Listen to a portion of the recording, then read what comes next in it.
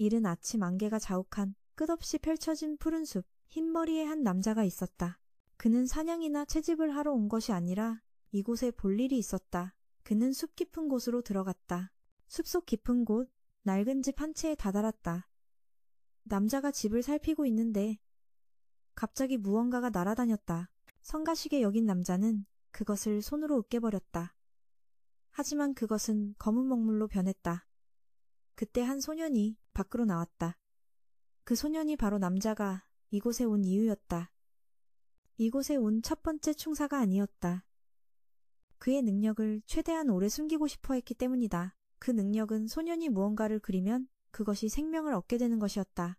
다만 오른손으로 그릴 때만 그랬고 왼손으로는 아무것도 만들어내지 못했다. 하지만 최근 들어 왼손에도 그 능력이 생겼다. 심지어 칼이나 가위 같은 무생물에도 생명을 부여할 수 있게 되었다. 긴코는 이야기를 듣고 상황을 대략 파악했다. 그날 밤 그는 소년의 집에서 하룻밤 묵게 되었다. 소년은 이곳에서 혼자 살고 있었다. 전에는 할머니와 함께 살았지만 4년 전에 돌아가셨다고 한다. 할머니는 모든 일에 신중한 분이셨던 것 같다.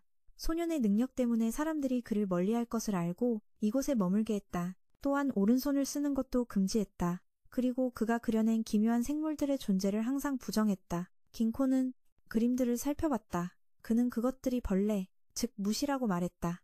긴코는 동물과 식물의 경계는 구분하기가 매우 어렵다고 설명했다. 이 무시라는 것들은 그 존재와 형태가 매우 모호하다. 그래서 어떤 사람은 볼 수 있고 어떤 사람은 볼 수 없는 것이다. 특별한 개체는 사람으로 둔갑하기도 한다. 그러니 할머니가 그것들을 보지 못한 것도 당연한 일이다. 할머니가 완고했던 건 그저 소년의 안전을 위해서였다. 술 몇 잔의 소년은 잠이 들었다. 이제 충사 긴코가 일할 시간이다. 그는 집 주변을 살피다가 이내 무시 한 마리를 발견했다. 이놈은 그다지 강해 보이지 않아 긴코는 자신의 무시로 금방 제압했다. 그리고 그에게서 녹유 사발 반쪽을 얻었다. 이것을 단서로 Này, Jinko sớm đoán được Mushi trước mặt mình chỉ là bán Mushi, tức là nửa người nửa Mushi. Và anh đã tìm hiểu về cậu nhóc, 신라에 대해 미리 알아봤었다. 그는 눈앞에 무시에게 조건을 받아들이면 사발 사용법을 알려주겠다고 거래를 제안했다. 그리고 그것이 바로 신라의 할머니라는 사실도 밝혔다. 다음 날 그는 신라에게 모든 것을 이야기해 주었다. 소녀는 처음에는 믿지 않았다. 긴코는 할머니가 아직 완전한 무시가 아니니 그럴만도 하다고 말했다. 그는 소년에게 무시의 연애에 대해 이야기했다. 무시들은 사람을 초대해 자기들의 술을 마시게 한 뒤 무시로 만들어버린다. 하지만 할머니는 연애 도중에 빠져나온 듯하며 그래서 영혼의 반쪽만 잃었다.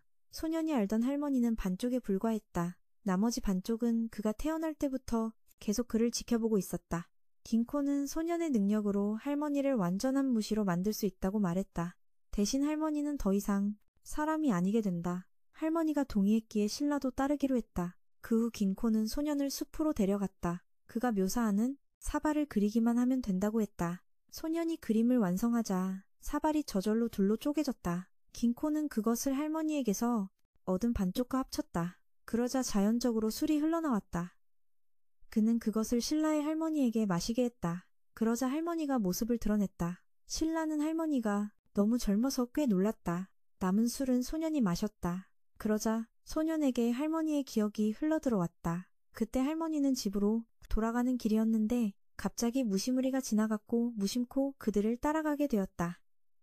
모두 원을 그리고 앉아 있었다. 그들은 할머니에게 술을 권하며 말했다. 당신 손자는 나중에 세상을 바꿀 힘을 갖게 될 거요. 우리는 당신이 그 아이를 지켜보고 돌봐주길 바라오.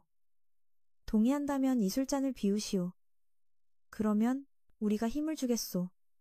할머니가 다 마시기도 전에 까마귀 한 마리가 나타나 연회를 방해했다. 그때부터 할머니의 영혼 절반이 분리된 것이다. 신라는 모든 것을 알고 무심코 눈물을 흘렸다. 다음 날 긴코는 일찍 길을 떠났고 신라의 할머니와 다시 마주쳤다. 둘은 잠시 이야기를 나눈 뒤 작별했다. 공짜로 돕는다고 했지만 긴코는 보상으로 그 녹유 사발을 챙겼다. 어두운 곳, 이 소녀는 가주의 딸인 스이다. 반년 전 그녀는 갑자기 눈에 병이 생겼다. 눈에 극심한 통증이 있었지만 많은 의원이 다녀가도 원인을 찾지 못했다. 아주 작은 빗줄기조차 그녀를 고통스럽게 했다. 결국 그녀는 어두운 창고에서 살아야만 했다. 그는 자주 그녀와 놀아주러 왔다. 스이는 땅속에서 빛의 강이 느껴진다는 말을 자주 했다. 자세히 느껴보면 그것들은 모두 무시였다. 하지만 그녀가 그것들에게 다가가려 할 때마다 늘 흰머리의 남자가 그녀를 막아섰다. 동생을 만나고 온 비키는 자신도 눈을 감으면 동생이 말하는 것들을 볼 수 있을지 궁금해했다. 그는 집에 돌아와 어머니와 마주쳤다. 어머니는 아들이 전염될까 두려워 창고에 너무 오래 있었다고 그를 나무랐다. 비키 또한 가문 어른들이 스이를 가둔 이유도 그 때문이란 걸 잘 알고 있었다. 그럼에도 그는 아무것도 할 수 없었다. 그래서 비키는 동생의 마음속 빛을 지켜주기 위해 그녀를 찾아가야만 했다. 그 후로도 그는 꾸준히 스이를 찾아가 함께 놀아주었다. 그리고 어머니가 가장 두려워하던 일이 일어났다. 비키도 동생과 같은 병에 걸린 것이다. 그 후 어머니가 그를 대신해 스이에게 음식을 가져다 주었다. 어머니는 스이에게 비키가 병에 걸렸다고 알렸다. 그녀의 잘못이 아니니 죄책감 가질 필요 없다고 말했다. 밥을 전해주고 비키의 어머니가 돌아오자 놀랍게도 긴코가 와서 비키를 치료하고 있었다. 그는 이 집 딸이 이상한 병에 걸려 고치지 못했다는 소문을 듣고 찾아왔다. 하지만 스이는 장담할 수 없었다. 잠시 후 비키가 깨어났고 더는 눈이 아프지 않았다. 긴코는 스이의 병이 눈을 먹는 어두운 벌레 때문이라고 설명했다. 그것들은 어둠 속에서 왕성하게 번식하는데 집에서 그녀를 너무 오래 어둠 속에 뒀다. 그녀를 구할 수 있을지는 오늘 밤 알게 될 것이다. 그날 밤 긴코는 창고로 들어가 스이를 확인했다. 소녀는 그의 경고를 듣지 않고 강에 너무 가까이 다가가고 말았다. 소녀의 눈은 이미 죽었다고 볼 수 있었다. 이제 그는 할 수 있는 일을 할 것이다. 장갑을 끼고 긴코는 달빛을 이용해 무시를 꿰어내기로 결정했다. 그는 스이에게 눈을 뜨라고 말했다. 그녀가 눈을 뜨자 끈적한 액체가 긴코를 향해 끊임없이 쏟아져 나왔다. 그는 천천히 그것을 느꼈다. 그리고 확신이 서자 스이에게 눈을 감으라고 말했다. 끈적한 액체는 소녀의 눈으로 다시 돌아갔다. 긴코는 무시를 잡는 데 성공했다. 그것을 처리한 뒤 그는 스이의 눈을 해결하기 시작했다. 긴코는 자신의 눈을 하나 뽑았다. 그는 방금 나온 점액을 그 눈에 주입해 진짜 눈으로 만들었다. 마지막으로 그것을 스이에게 이식했다. 그리고 소녀는 오랜 시간 만에 빛과 오빠를 볼 수 있게 되었다. 소녀는 금방 사람들과 어울리게 되었다. 한편 긴코는 일이 끝나자 다시 길을 떠났다. 긴코의 여정은 눈 덮인 산으로 이어졌다. 그는 한 마을에 도착했고 어떤 사람이 그를 집으로 초대했다. 촌장인 시라사와는 머리를 숙여 그에게 부탁했다. 환자를 진찰하기 시작했다. 귀 속에는 끈적한 액체가 가득했고 그는 이것이 무시 때문이라고 확신했다. 이 무시는 달팽이 형태를 하고 있으며 소리를 흡수하며 살아간다. 보통은 깊은 숲속에 살지만 눈과 얼음이 소리를 막아버렸다. 그래서 소리를 찾아 마을로 들어온 것이다. 긴코는 집 주변을 살펴보았다. 그는 곧 무시무리를 발견했다. 한 마리를 집어들어 살펴보니 무리를 떠나 다른 숙주를 찾고 있다는 것을 알았다. 치료법 또한 매우 간단했다. 긴코는 소금을 뜨거운 물에 타서 환자의 귀에 부었다. 몇 초 뒤 무시가 밖으로 기어나왔다. 이제 그들은 이 물을 집 주변에 뿌리기만 하면 된다. 그 후 그는 촌장과 함께 집집마다 치료를 다녔다. 잠시 후 집 한 채만 남았다. 촌장은 이 사람이 양쪽 귀가 모두 들리지 않는 유일한 사람이며 자신의 외손자라고 했다. 소년을 만났을 때 긴코는 아이의 이마에 뿔이 4개나 있는 것을 보고 꽤 놀랐다. 그때부터 손자가 청력을 잃었다고 했다. 그 대신 이상한 소리를 듣게 되었는데 뭘 해도 벗어날 수 없었다. 긴코는 살펴본 뒤 이 뿔들은 달팽이, 무시와 함께 다니는 무시가 원인이라고 말했다. 그것은 달팽이가 만들어낸 고요함을 흡수한다. 이 종류는 매우 희귀해서 그는 이런 사례를 치료해본 적이 없었다. 자료에 따르면 많은 총사들이 온갖 재료를 사용해봤지만 성공한 적이 없었다. 그리고 치료하지 않으면 환자는 소리를 듣다 미쳐서 죽게 될 것이다. 긴코는 치료를 시작했다. 그는 모기장 같은 것을 치고 향을 피워 소리를 부드럽게 만들었다. 이제 두 사람은 대화를 나눌 수 있게 되었다. 그는 소년이 듣는 소리가 무시들 때문이라고 설명했다. 그리고 주위에 무시가 아주 많아서 매우 큰 소음을 만들어낸다고 했다. 귀 속의 무시는 고요함을 먹기 때문에 그 소리를 들을 수 있는 것이다. 이어서 그는 이마의 뿔에 대해 언급했다. 작년 겨울 어머니가 돌아가신 후 소년은 귀를 막았다. 어머니가 살아계실 때 자주 그랬기 때문이다. 그러자 뿔이 자라기 시작했다. 어머니도 그와 같은 병을 앓았다. 돌아가시기 전에 어머니는 그에게 무언가 말했다. 그가 기억해내려 하면 뿔이 소음을 끌어들여 아무것도 들을 수 없게 된다. 잠시 생각하던 긴코는 소년을 재웠다. 그는 촌장에게 소년의 어머니의 죽음에 대해 물었다. 그녀는 자기 딸도 비슷한 병을 앓다가 죽었다고 말했다. 그녀는 소리에 시달렸다. 조용히 해서 잠을 잘 수 없다고요. 하지만 임종 직전에는 더 이상 소음이 들리지 않고 무서운 침묵만 들린다고 했어요. 무서운 침묵이었죠. 하지만 그것도 말이 안 돼요. 만약 벌레가 떠났다면 그녀는 아무것도 들리지 않는 게 아니라 정상적으로 들을 수 있었어야 해요. 또 다른 문제는 왜 그녀가 귀를 막고 무언가 말했냐는 거죠. 생각에 잠겨 있는데 긴코는 꼬마가 할머니를 피해 밖으로 나가는 것을 봤어요. 꼬마는 엄마가 했던 말을 기억해내려고 한다며 비밀로 해달라고 부탁했어요. 하지만 날이 어두워지고 눈보라가 칠 기미가 보이는데도 꼬마는 돌아오지 않았고 긴코는 꼬마를 찾으러 밖으로 나갔어요. 눈보라 속을 걸으며 긴코는 어떤 침묵을 느꼈어요. 자신의 심장 박동을 느낄 수는 있었지만 그 소리는 다른 소리들에 묻혀버렸죠. 문득 긴코는 무언가 깨달았어요. 그리고는 동굴에 숨어있는 꼬마를 찾아냈어요. 꼬마는 눈보라 때문에 일찍 돌아갈 수 없었다고 말했죠. 놀랍게도 긴코는 아무 소리도 듣지 못했어요. 위를 올려다보니 달팽이 벌레 떼가 있었죠. 그것들은 그의 귓속으로 파고들려 했어요. 하지만 그는 소리를 먹는 벌레 한 마리와 침묵을 먹는 벌레 한 마리를 잡아 꼬마가 놀라는 앞에서 자신의 귀에 넣었어요. 꼬마에게 자기 귀에 두 손을 얹으라고 했고 그러자 갑자기 두 벌레 모두 소멸되어 집으로 돌아갔어요. 긴코는 촌장에게 말했죠. 침묵을 먹는 벌레의 약점은 바로 다른 생물의 생명의 소리라고요. 생명의 소리는 항상 인간의 몸속에서 끓어오르고 있어요. 벌레들은 그것을 원치 않아서 그 소리를 없애려고 했던 거죠.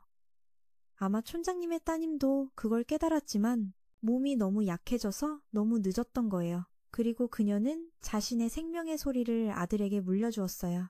할머니는 아들에게 남편과 함께했던 기억에 남는 여행에 대해 이야기해 주었어요. 아이가 듣고 있는 소리는 용암 소리와 같다고요.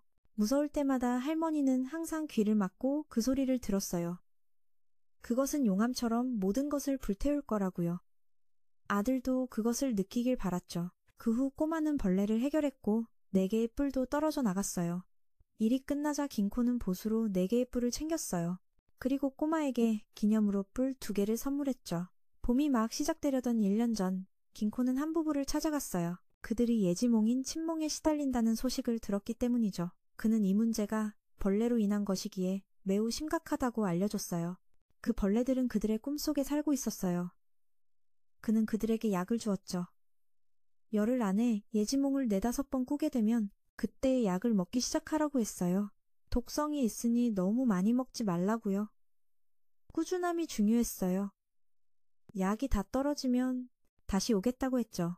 떠나기 전 그는 약을 먹지 않으면 영원히 꿈에 갇히게 될 거라고 일러두었어요. 현재로 돌아와서 이 마을은 긴코가 마지막으로 왔을 때와는 많이 달라져 있었어요. 그는 예전에 그 부부를 찾아갔지만 지금은 남편만 남아 있었죠. 무슨 일이 있었는지 묻자 그는 1년 전 긴코가 떠나고 얼마 지나지 않아 자신이 꾼 꿈에 대해 이야기했어요. 농사지을 수원지를 찾는 예지몽이었죠. 깨어보니 정말로 그곳을 찾아냈어요. 그의 가족도 마을 사람들에게 많은 과일을 선물 받았어요. 그럼에도 아내는 긴코가 했던 말을 여전히 두려워했어요. 남편도 그 사실을 알고 있었기에 예지몽이 점점 더 자주 나타나자 약을 먹기 시작했어요. 또 다른 한 번은 예지몽 덕분에 산사태로부터 한 가족을 구하기도 했어요. 그는 사람들이 자신에게 기대를 걸기 시작하자 두려워졌어요. 사람들이 자신에 대한 꿈을 꿔주길 바랐기 때문이죠. 남편은 약을 먹기 시작했고 홍수가 마을 전체를 휩쓸었어요. 예지몽을 꾸지 않았기 때문에 그는 이 일을 알지 못했어요. 그 결과 그의 딸이 세상을 떠나고 말았죠. 슬퍼하는 아내를 보며 그는 모든 것이 이 약 때문이라고 생각했어요. 그리고 더는 약을 먹지 않았죠. 그는 예지몽으로 마을 사람들을 많이 도와줬어요. 하지만 그들 부부의 딸에 대한 그리움은 여전했어요. 그리고 그날이 오고야 말았죠. 그는 사람이 나무가 되어 사라지는 병에 대한 꿈을 꿨어요. 그리고 그가 깨어났을 때 그의 아내와 마을 사람들 모두가 그 병으로 죽어 있었죠. 그때서야 그는 그것이 예지몽이 아니라 벌레가 그의 꿈을 현실로 만든 것이라는 걸 깨달았어요. 그는 긴코에게 왜 진실을 말해주지 않았냐고 따졌어요. 긴코는 침착하게 말했죠. 그 침몽벌레는 아직 없앨 방법이 없소. 한번 감염되면 그것들의 조종을 받으며 살아야만 하오. 나는 당신에게 말해주고 싶었지만 당신은 이미 자신의 창의적인 생각에 빠져 있었소. 이번에 내가 여기 온 건 당신을 구하기 위해서요. 이번 벌레는 야행 몽충이요. 그것들은 숙주의 꿈속에 살고 때로는 밖에서도 살지. 그때가 바로 그것들이 현실에서 꿈속으로 소식을 전하는 전달자 역할을 할 때요. 이놈들은 햇빛에 닿으면 죽소. 하지만 어떤 이유에선 집금 밖으로 나가고 싶어 하지. 만약 내가 그것을 찾는다면 몽충을 해결할 수 있을 거요. 하지만 남편이 더는 견디지 못하고 긴코의 약을 전부 마셔버려서 가망이 없어 보였어요. 그는 죽고 싶어 했죠. 긴코는 즉시 그를 치료했어요. 그는 헛소리를 하며 논 위를 나는 수많은 기러기에 대해 무언가 말했어요. 그러자 병풍에 그의 꿈의 형상이 나타났어요. 그가 기러기라고 생각했던 것은 사실 한 무리의 몽충이었죠. 남편은 아내와 아이가 아직 살아있는 집으로 갔어요.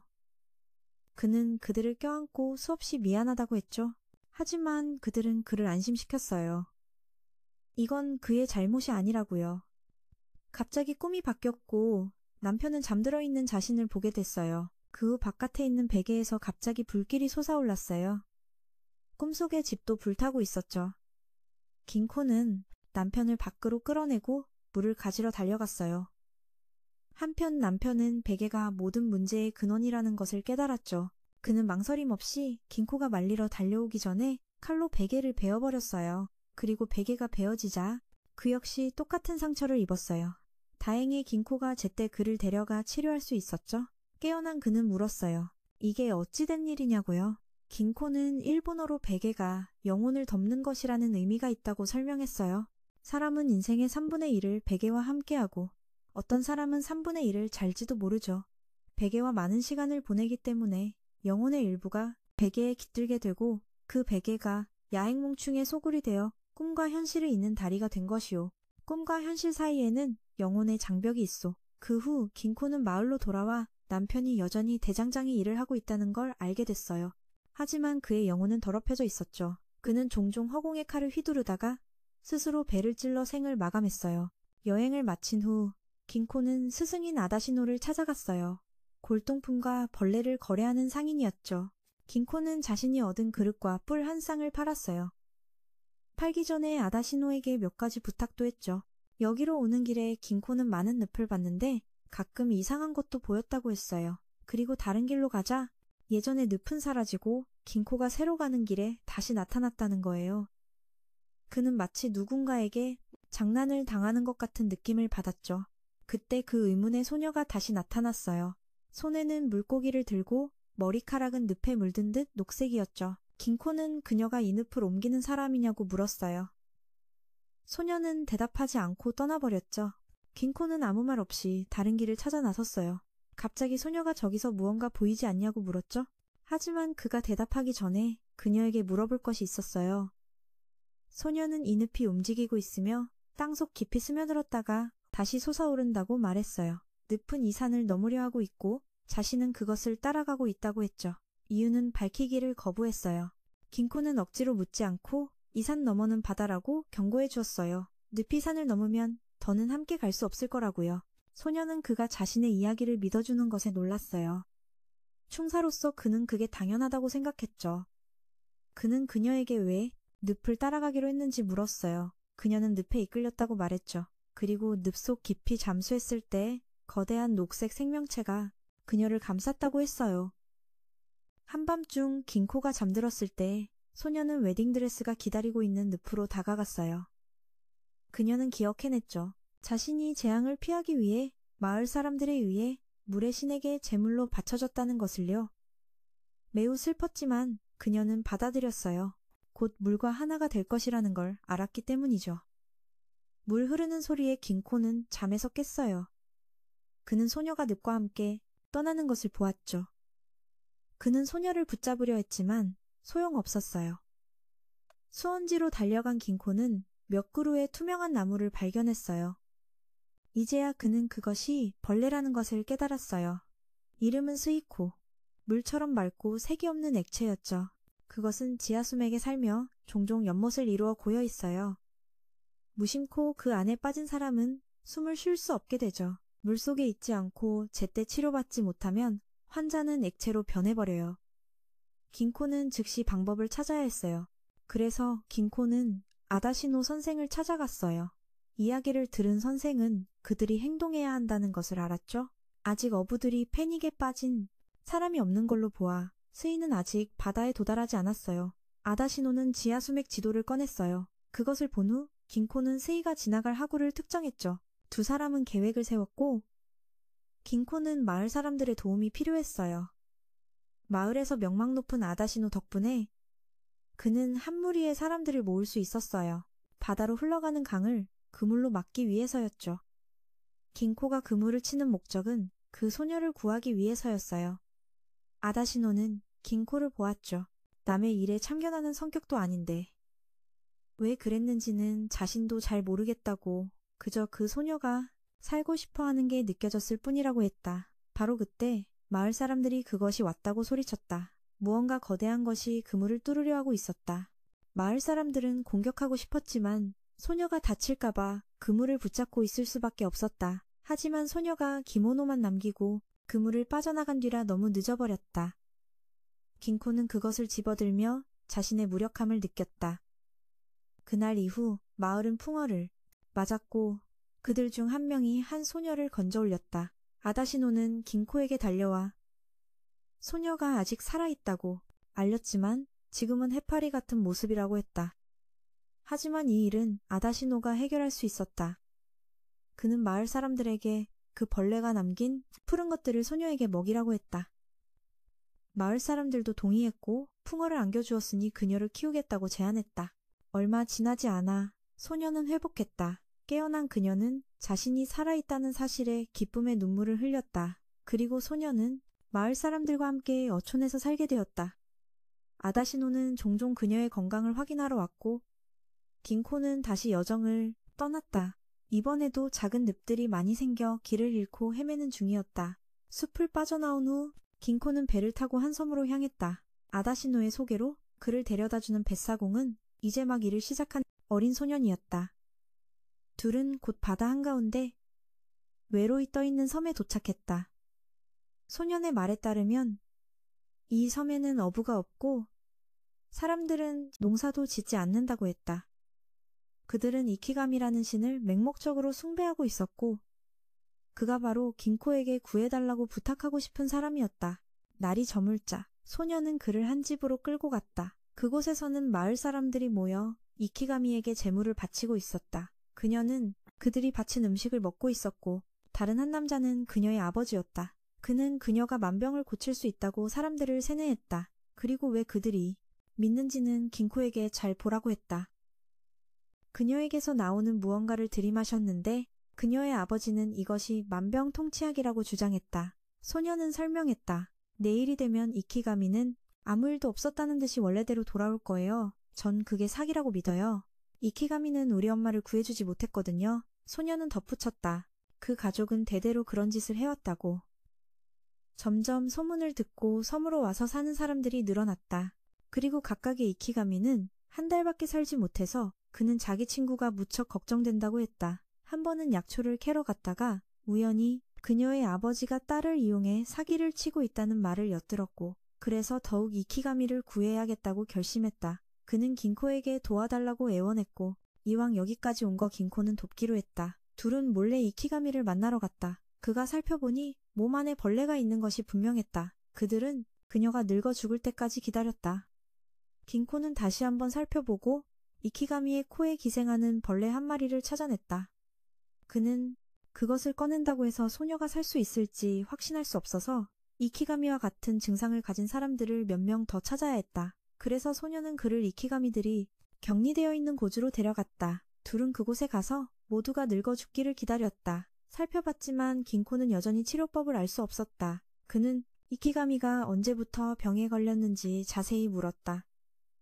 긴코는 주위를 찾아보다가 병에 감염된 쥐 몇 마리를 발견했다.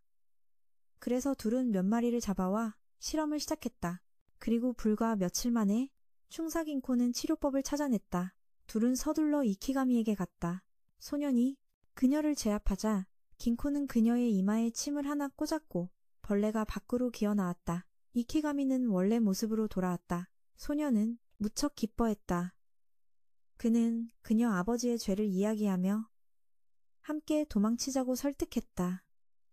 사흘 뒤면 밀물이 들어올 테니까. 하지만 그녀는 망설였다. 자신이 떠나면 다른 누군가가 이키가미가 되어야 할 것이기 때문이었다. 긴코는 한숨을 쉬었다. 이제 병을 일으키는 것들만 해결하면 되겠군. 그는 이키가미에게 자신이 이키가미가 된 날을 기억하냐고 물었다. 그녀는 그날 아버지가 보라색 꽃 한 송이를 주었고 그 냄새를 맡자 이키가미가 되었다고 기억했다. 소녀는 그 꽃이 어디서 자라는지 알았기에 긴코와 그가 해결하러 가기로 했다. 이제 그들은 이키가미가 사흘만 더 버텨주면 됐다. 그리고 얼마 지나지 않아 떠나기 반나절 전 긴코와 소녀는 그 보라색 꽃이 자라는 곳을 찾아냈다. 하지만 이키가미의 아버지는 이미 딸의 이상한 낌새를 눈치채고 둘을 미행하고 있었다. 그는 사람들을 시켜 긴코를 포위했다. 그는 싸우고 싶지 않아서 소년을 끌고 도망쳤다. 이키가미의 아버지는 꽃 한 송이를 챙겨 딸을 계속 이용하기 위해 돌아갔다. 하지만 몇몇 마을 사람들은 이키가미를 통해 진실을 알게 되었다.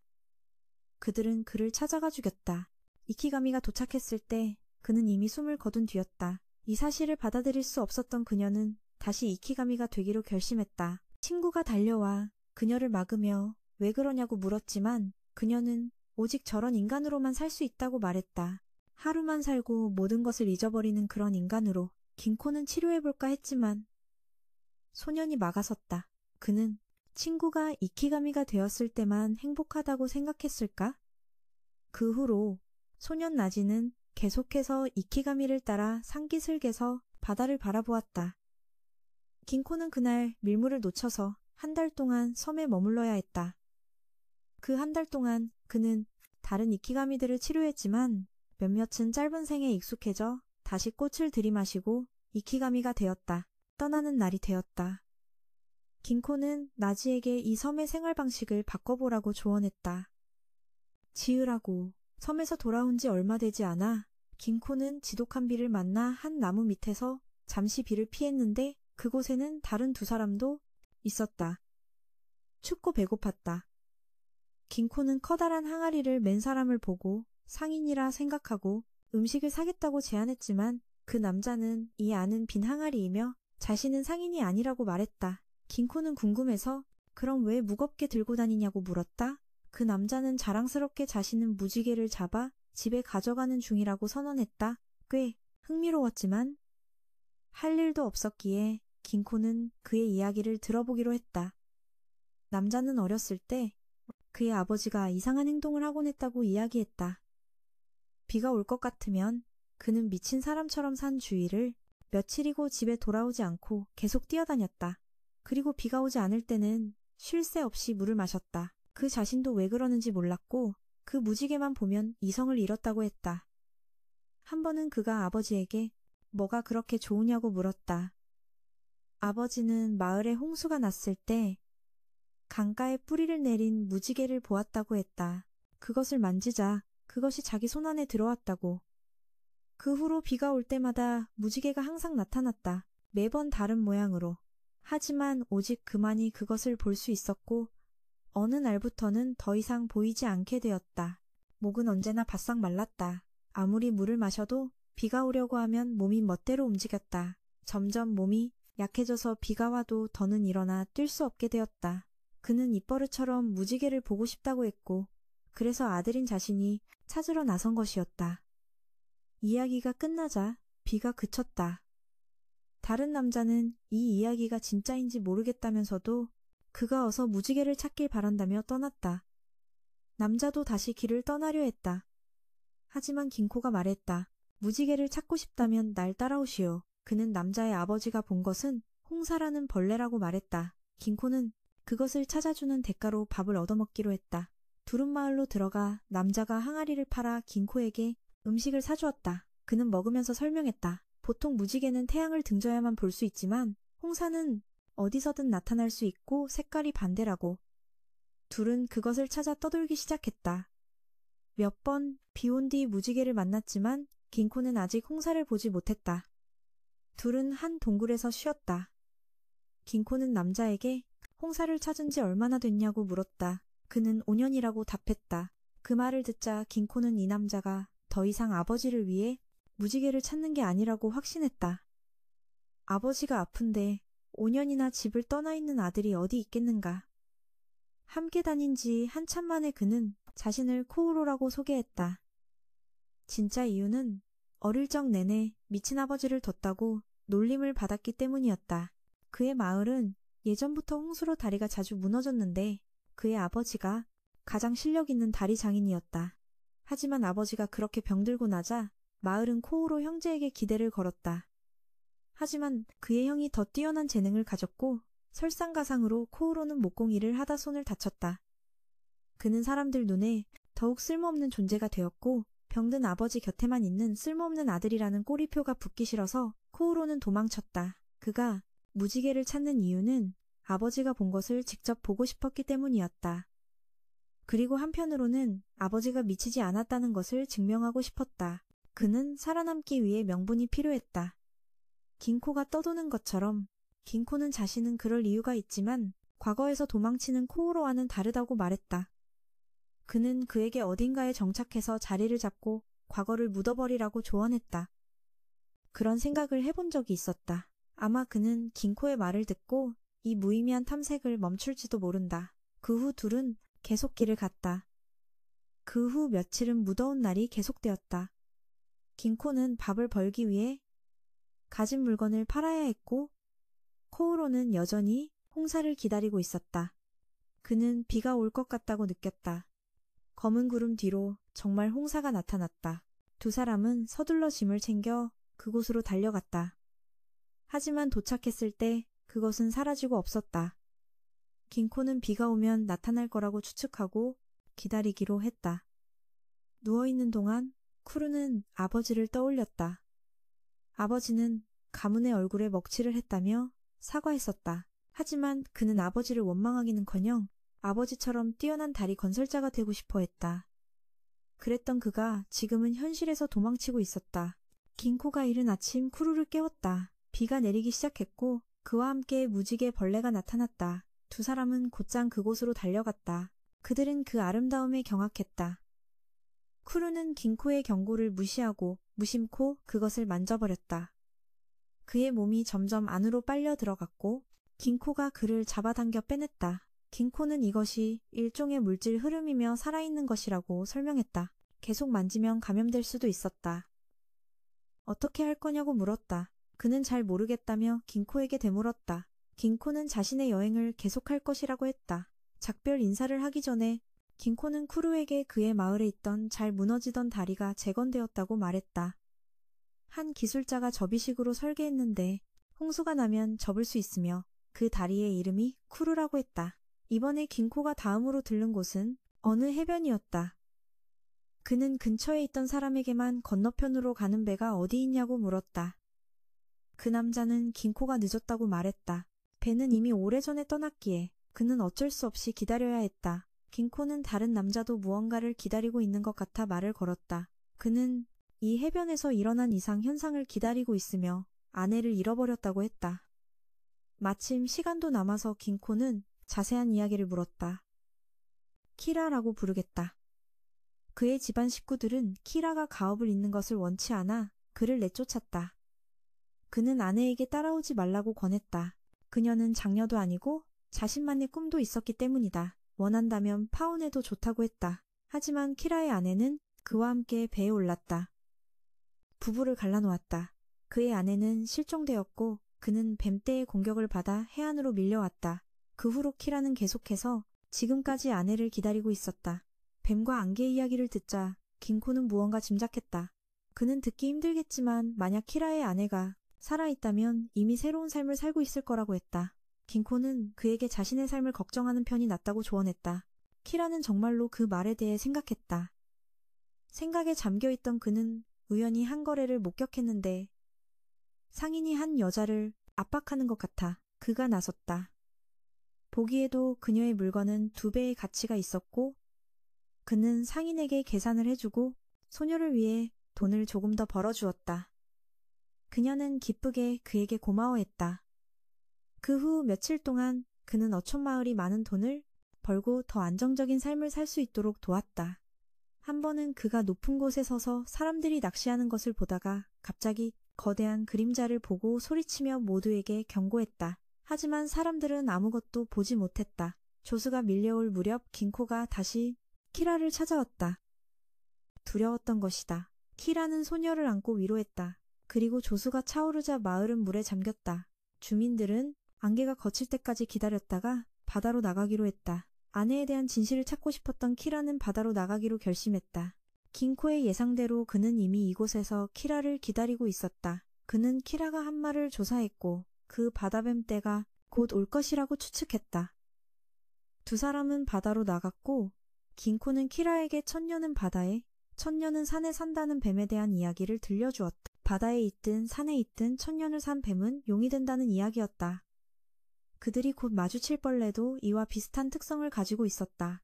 바닷속에서 무리지어 사는 것들은 안개 같은 연기를 만들어내고 숲속에 사는 것들은 뱀과 다를 바 없었다. 특정 시기가 되면 바다와 산의 무리가 하나로 합쳐져 하나의 벌레가 된다. 그리고 긴코는 키라에게 물었다. 왜 그의 아내만이 안개에 삼켜졌는지 궁금한 적 없었냐고. 육지로 돌아가기를 갈망하는 사람들만이 해안을 볼 수 있다. 그리고 긴코가 그를 처음 만났을 때 그는 아내를 찾더라도 살고 싶어하는 마음이 없어 보였다. 하지만 지금의 키라는 달랐다. 두 사람은 배를 타고 나아갔다. 얼마 지나지 않아 안개가 나타나고 뱀떼가 그 뒤를 따라 헤엄쳐 나왔다. 긴코가 한 마리를 잡았고 키라는 아내의 배를 발견했다. 시신은 아직 그곳에 있었다. 키라가 확인해보니 정말 그의 아내였다. 그런데 놀랍게도 그녀는 아직 살아있었다. 그러고는 헤어진 지 겨우 사흘밖에 되지 않았다고 말했다. 하지만 긴코만이 진실을 알고 있었다. 그는 키라에게 이제 가야 할 시간이라고 말했다. 그녀는 더 이상 사람이 아니었기 때문이다. 합체 과정이 시작되자 키라의 아내도 뱀떼와 함께 사라졌다. 파도가 두 사람을 육지로 되돌려 보냈다. 그들이 돌아오자 마을 사람들은 매우 기뻐했다. 그들은 3시간밖에 안 지났다고 했지만 바깥 세상은 한 달이 지나 있었다. 어쨌든 긴코는 키라의 아내가 운이 좋은 편이라고 했다. 그녀는 단 3일간의 외로움과 싸웠을 뿐이기 때문이다. 바깥 세상은 3년이 흘렀는데도 말이다. 며칠 후 키라 아내의 물건이 돌아왔고 그는 그것을 항상 곁에 있던 소녀에게 주었다. 긴코도 다시 여정을 계속했다. 이번에 그는 한 마을에 멈춰서서 식량을 사려고 했다. 하지만 흉작이라 먹을 것이 거의 없었다. 마을 사람들은 긴코에게 옆마을로 가서 사라고 권했다. 그쪽은 풍년이었기 때문이다. 하지만 누군가 그곳은 뭔가 이상하다며 말렸다. 하지만 비정상적인 일이라면 긴코를 피할 수 없었다. 그는 옆 마을의 한 소년에게 다가가 물었다. 하지만 소년은 자기 마을은 먹고 살기 빠듯해서 외부인에게 팔지 않는다고 했다. 소년이 피하는 것을 보고 그는 사람을 제물로 바치는 의식에 대해 넌지시 말했다. 풍년을 기원하기 위해서 말이다. 그것은 고조의 저주라고 불렸다. 그는 소년에게 숨기는 것이 있다면 말하라고 했다. 충사 긴코가 도와주겠다고 했다. 소년은 긴코를 데려갔다. 그는 재앙이 닥칠 때마다 풍년이 든다고 말했다. 그런 해에는 무작위로 사람의 입안에 영아라는 이빨이 자라난다고 했다. 이빨은 가을에 빠지고 그 사람은 죽게 된다. 이 무작위적인 선택은 마을 사람들을 공포에 떨게 했지만 그들은 풍년 때문에 감사해야만 했다. 고조가 없었다면 그들은 이 척박한 땅에서 살아남을 수 없었을 것이다. 긴코는 선택된 사람들에게 공통점이 있냐고 물었다. 소녀는 보통 마을에서 가장 약한 사람이라고 말했다.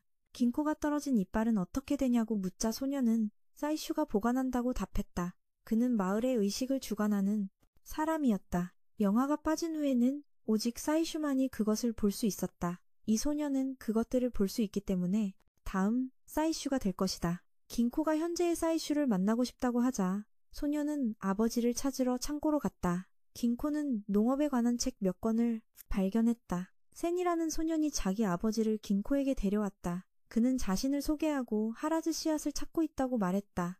그 말을 듣자 센의 아버지는 아들에게 돌아가 어머니를 돌보라고 했다.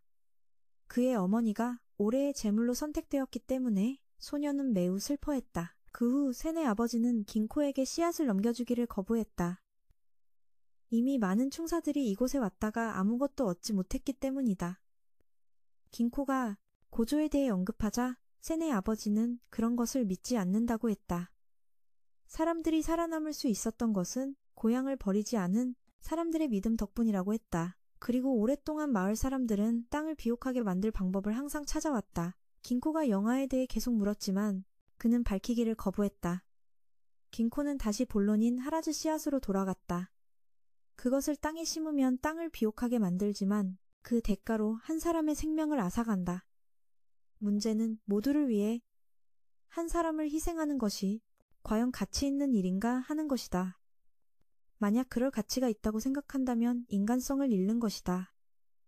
원치 않는 사람의 목숨을 빼앗는 것은 용납될 수 없다. 만약 센의 아버지가 여전히 희생을 받아들인다면 한 번은 괜찮을지 몰라도 분명히 여러 번 더 사용하게 될 것이다. 그 씨앗은 살아있고 사용할 때마다 그 영향력이 커진다. 만약 이 마을에 그것이 있다면 그것을 파내야만 한다. 그 말을 듣자 센의 아버지는 이곳이 조상들의 땅이라며 반대했다. 긴코는 그저 만약이라고 말했을 뿐인데도 말이다. 하지만 그의 반응을 보고 긴코는 씨앗이 있다는 것을 알았다. 대화가 끝나자 센이 어떻게 됐냐고 물었다. 긴코는 아직 어머니를 구할 수 있다고 했다. 마을 사람들이 동의한다면 씨앗을 파괴하기 위해 밭을 태우자고 제안할 것이라고 했다. 센의 아버지가 나와서 반대했다. 그렇게 하면 식량이 없어지기 때문이다. 긴코는 1년 동안 마을을 떠나 있으면 되지 않냐고 그렇게 못 살겠냐고 물었다. 씨앗에서 나온 쟤는 내년에 땅을 비옥하게 만들 것이라고 했다. 하지만 그는 마을을 떠나면 다시 돌아오지 않을 것이라며 여전히 반대했다. 말이 채 끝나기도 전에 그는 쓰러졌다. 긴코가 어찌된 일이냐고 묻자 쟤는 아버지가 최근에야 아프기 시작했다고 말했다. 약을 먹어도 낫지 않았다. 긴코는 약병을 확인하고 문제를 발견했다. 그날 밤 그는 센의 아버지를 찾아갔다. 이것은 독약이었고 그는 저주가 자신을 향하게 하려고 일부러 몸을 약하게 만들고 있었다. 마침내 그는 진실을 털어놓았다. 센의 아버지는 긴코에게 씨앗을 주었다. 이것이 마을을 살아남게 했다. 처음에는 죄책감 때문에 사용하고 싶지 않았지만 계속되는 흉작과 굶주리는 마을 사람들을 보면서 사이슈로서 가만히 있을 수 없어 결국 사용하고 말았다. 그런데 자신의 죄를 아내가 대신 짊어지게 될 줄은 몰랐다. 아내를 구하기 위해 그는 아내보다 더 약해지려고 먹지도 마시지도 않았다. 저주가 자신에게 옮겨오도록 말이다. 하지만 아내는 늘 남편을 위해 밥을 지었고 그는 괴로워하며 먹어야 했다. 최근 센의 아버지는 씨앗을 생명의 흐름 속에 묻으면 그 효력이 사라진다는 것을 발견했다. 그 말을 듣고 긴코는 센의 아버지가 희생하는 것을 막지 않았다. 그보다 할아버지께 여쭤볼 게 있어요. 그 후 며칠 뒤 저주는 결국 센의 아버지에게로 옮겨갔습니다. 그리고 아이는 아무것도 모른 채 엄마가 나았다며 기쁘게 달려와 아버지에게 알렸죠. 그 말을 들은 아버지는 안심했습니다. 그리고 아들에게 아주 중요한 몇 가지를 당부했습니다. 그리하여 산신제사 의식이 열리는 날, 새는 아버지가 영험한 씨앗을 가진 것을 마을 사람들에게 숨겼습니다. 올해는 아무도 죽지 않을 거라 생각했죠. 의식이 끝나자 새는 서둘러 아버지를 찾아 달려갔습니다. 아버지는 마지막 숨을 몰아쉬고 있었고 영험한 씨앗을 뱉어 아들에게 건넸습니다. 그리고는 이내 마지막 숨을 거두었습니다. 새는 아버지의 시신 곁에서 오열했습니다. 그때 긴코가 씨앗을 집어들고는 새에게 앞으로 일어날 일에 대해 아무 말도 하지 말라고 당부했습니다. 긴코가 전에 새의 아버지에게 물었던 것은 생명의 흐름, 즉 코우키는 진짜 생명이지만 그것을 살아있는 몸에 쓴다고 해서 죽은 자를 되살릴 수는 없다는 것이었습니다. 하지만 이 씨앗은 그것을 가능하게 합니다. 물론 위험 부담이 크죠.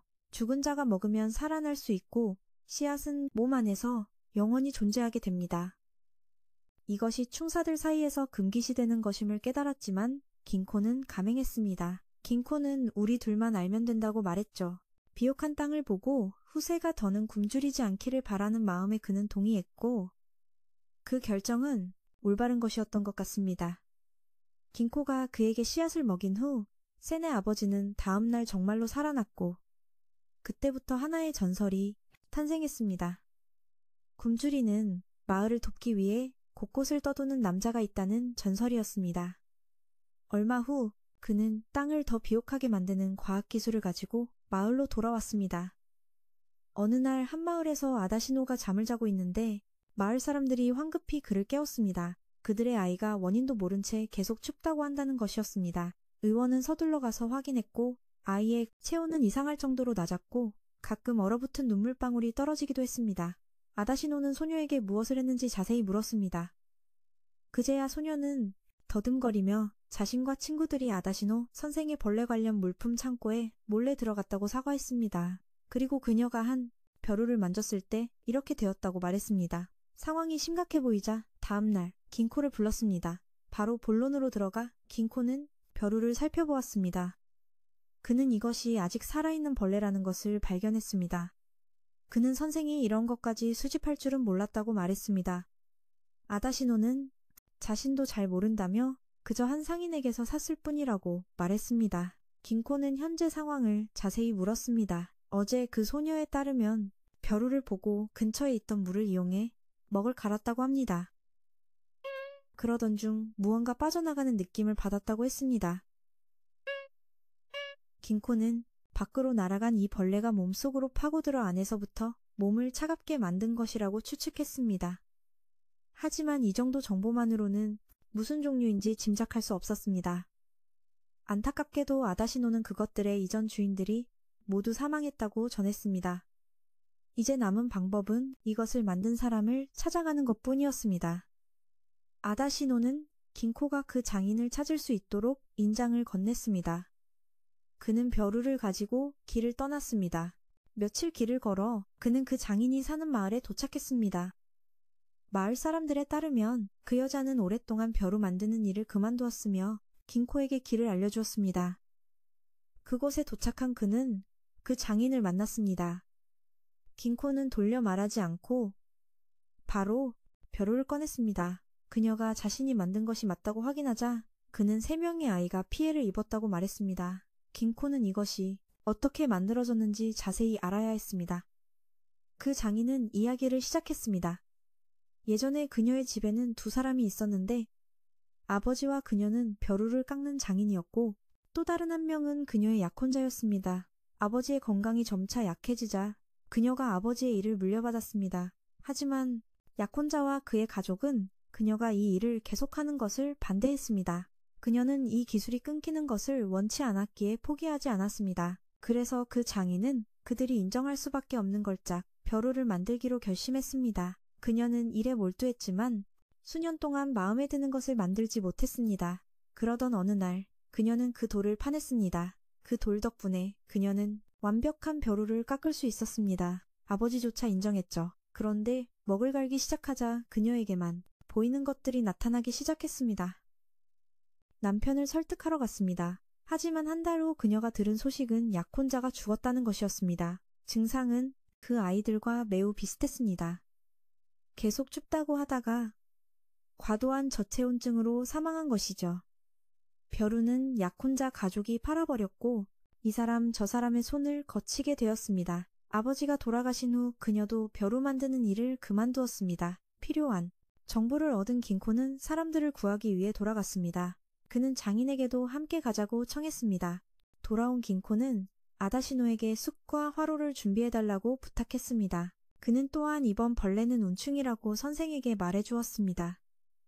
그것은 구름을 먹고 얼음과 눈, 그리고 물방울을 만들어 우박을 내리게 합니다. 하지만 매우 약하고 수동적입니다. 습한 곳에 몸을 숨겨 생존하다가 우연히 돌이 되었고 또 우연히 선택되어 벼루가 된 것입니다. 물만 있으면 다시 살아납니다. 높은 산으로 데려가 이 운충들을 구름으로 돌려보내는 것입니다.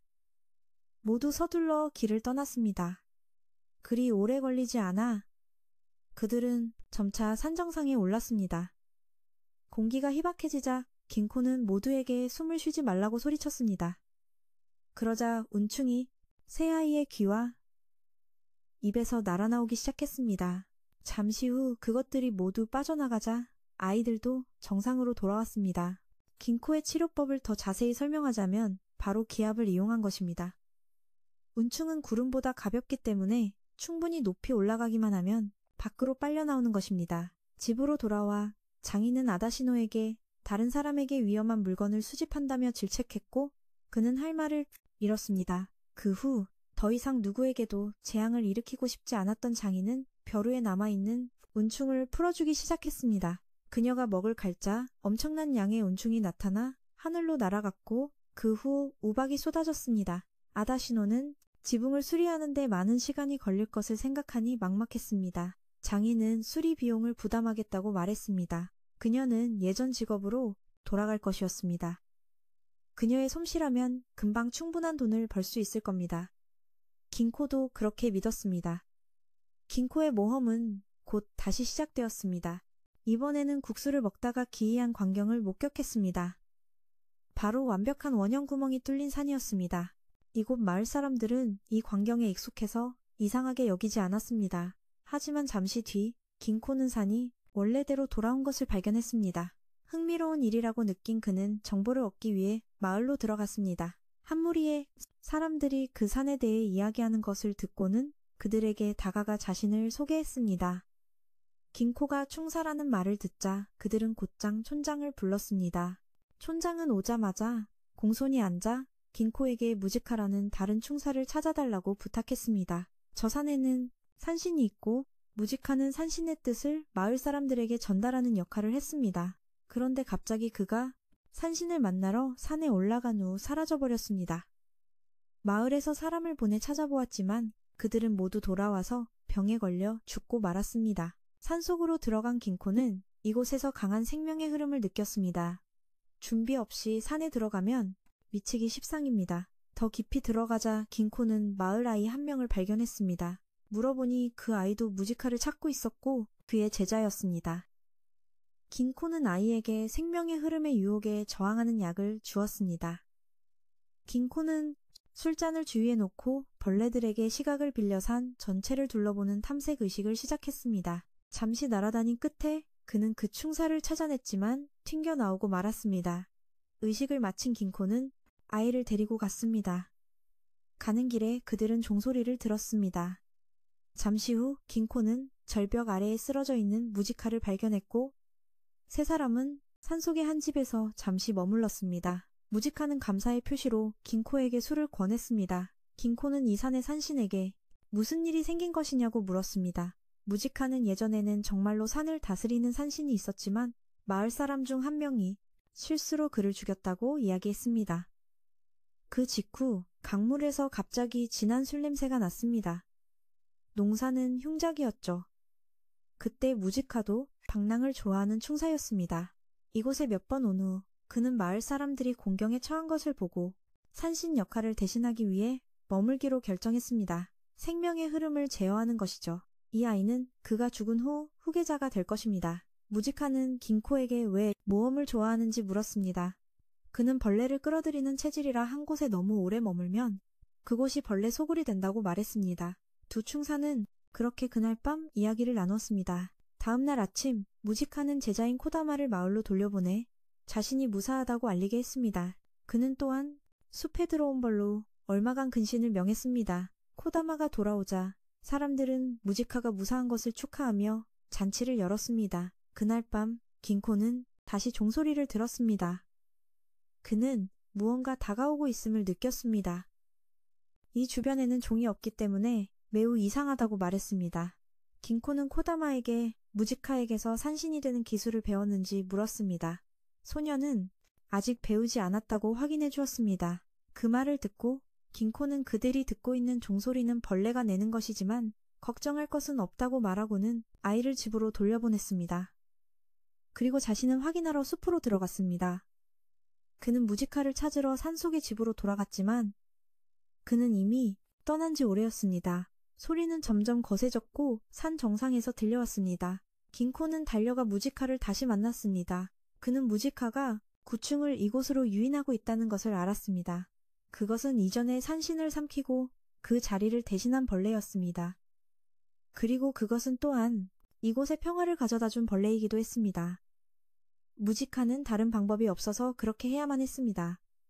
그는 그것이 벌레의 형상을 한 위대한 산신이라고 말했습니다. 100년 묵은 멧돼지, 긴코가 끼어들어 무이카를 데려가려 했지만 그는 이미 늦었다고 했다. 구충이 그의 위치를 알아차렸기 때문이다. 그 벌레가 그를 삼키고 산신의 자리를 대신할 것이다. 코다마는 더 나은 삶을 살 자격이 있는 아이였다. 긴코는 이 사실을 받아들이지 않았다.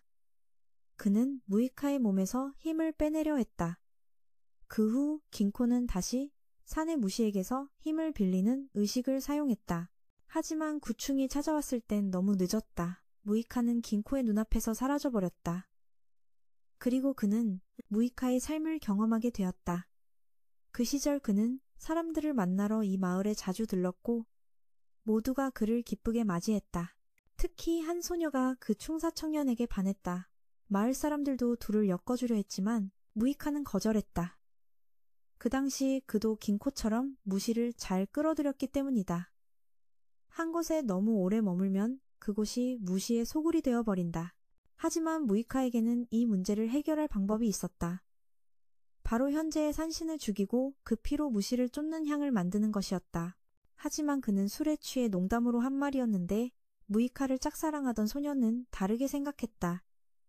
그리고 바로 다음 날 그녀는 산신을 잡아 무이카에게 바쳤지만 상처가 너무 심해 그녀도 곧 죽고 말았다. 긴코는 마을 사람의 집에서 깨어났다. 코다마가 그곳에 앉아 이제 자신과 긴코만이 무이카를 기억한다고 말했다. 다른 사람들은 거의 그의 존재를 잊어버렸다. 긴코는 자신의 스승이 구충에게 삼켜져 다음 산신이 되었다고 말했다. 어쨌든 그가 내린 결정이었다. 또한 긴코는 자신이 의식을 잃었을 때 코다마가 만든 무시 쫓는 향을 칭찬했다. 그 후 긴코는 마을을 떠났다. 그는 이 일을 겪으며 처음으로 무력감과 흥미를 동시에 느꼈다. 그는 앉아서 담배에 불을 붙였다. 한 산의 새로운 산신을 바라보았다. 그것은 거대한 뱀이었다. 그 하품 소리는 긴 종소리 같았다. 과거에 한 어린 소년이 어머니와 함께 장사를 하러 가고 있었다. 그는 원래 무시를 볼 수 있었지만 어머니는 그저 환상일 뿐이라며 그를 안심시켰다. 산을 지나던 어느 날 그녀는 산사태에 깔려 죽었다. 운 좋게 살아남은 소녀는 흙에 묻힌 어머니의 시신을 그저 바라보고 있었다. 그때 몇몇 무시가 나타나 그를 어딘가로 이끌었다. 한참을 걷던 그는 너무 지쳐 쓰러졌다. 깨어났을 때 그는 흰머리의 한 여인에게 구조되었다. 그녀의 눈이 한쪽밖에 없는 것을 보고 그는 매우 무서워했지만 그녀는 말했다. 빛을 향해 드러낼 용기가 있는 것은 두려워할 필요가 없다고. 여인은 그에게 약을 주며 어서 마시고 건강해져서 이곳을 떠나라고 했다. 여인이 떠나자 소녀는 비로소 어머니의 죽음을 슬퍼하며 울었다. 그 후 며칠이 지나 지팡이를 짚고 걸을 수 있게 되자 그는 주위를 둘러보았다. 그는 매우 이상한 물고기들을 보았는데 모두 흰색의 한쪽 눈이 멀어 있었다. 그 여인은 연못에 무시가 살고 있기 때문이라고 설명했다. 그녀는 그에게 무시가 무엇인지도 설명해 주었다. 점차 회복되자 소년 요키는 그 여인을 도우며 그곳에 머물렀다. 한 번은 그녀가 회복되었는데 왜 떠나지 않느냐고 물었다. 그는 어머니가 자신의 유일한 가족이었는데 이제 돌아가셔서 갈 곳이 없다고 대답했다. 그 후 그는 왜 이곳의 물고기들이 그녀와 같은 특징을 가지고 있는지 물었다. 여인은 설명했다. 동틀녘에 연못은 종종 은백색으로 빛난다. 이렇게 하얗게 되는 것은 은빛에 너무 많이 노출된 결과란다. 그는 연못 아래 무시의 이름을 물었지만 좋은 이름이 생각나지 않아 여인은 그것들을 긴코라고 불렀다. 세월이 흘러 요키는 누이라는 여인에게 산에서 생존하는 법과 무시를 이용해 다른 무시를 물리치는 법을 배웠다. 한 번은 밤길을 걷던 중 누이가 요키에게 빛을 먹는 무시를 만났을 때 대처하는 법을 가르쳐 주었다. 숲속을 걷고 있는데 갑자기 달빛이 사라져 더 이상 길을 비추지 않았다. 그것은 그 무시가 가까이 있다는 신호였다. 그런 일이 생기면 자신의 이름이나 과거 등 아무것도 기억하지 못하게 된다. 대처 방법은 집에 돌아왔을 때 스스로에게 이름을 지어주는 것이다. 요키는 누이에게 왜 혼자 이곳에 있는지 물었다. 그녀는 자신의 마을이 외부 세계와 단절되어 있다고 말했다. 그녀는 무시를 끌어들이는 충사라서 자주 마을을 떠나야 했다. 가끔 집에 돌아가곤 했는데 그곳에는 남편과 아들이라는 특별한 가족이 있었다. 하지만 불행하게도 남편과 아들 모두 숲에서 길을 잃었다. 그녀는 사방을 헤매다 이 연못에 사는 빛을 먹는 무시를 발견했다.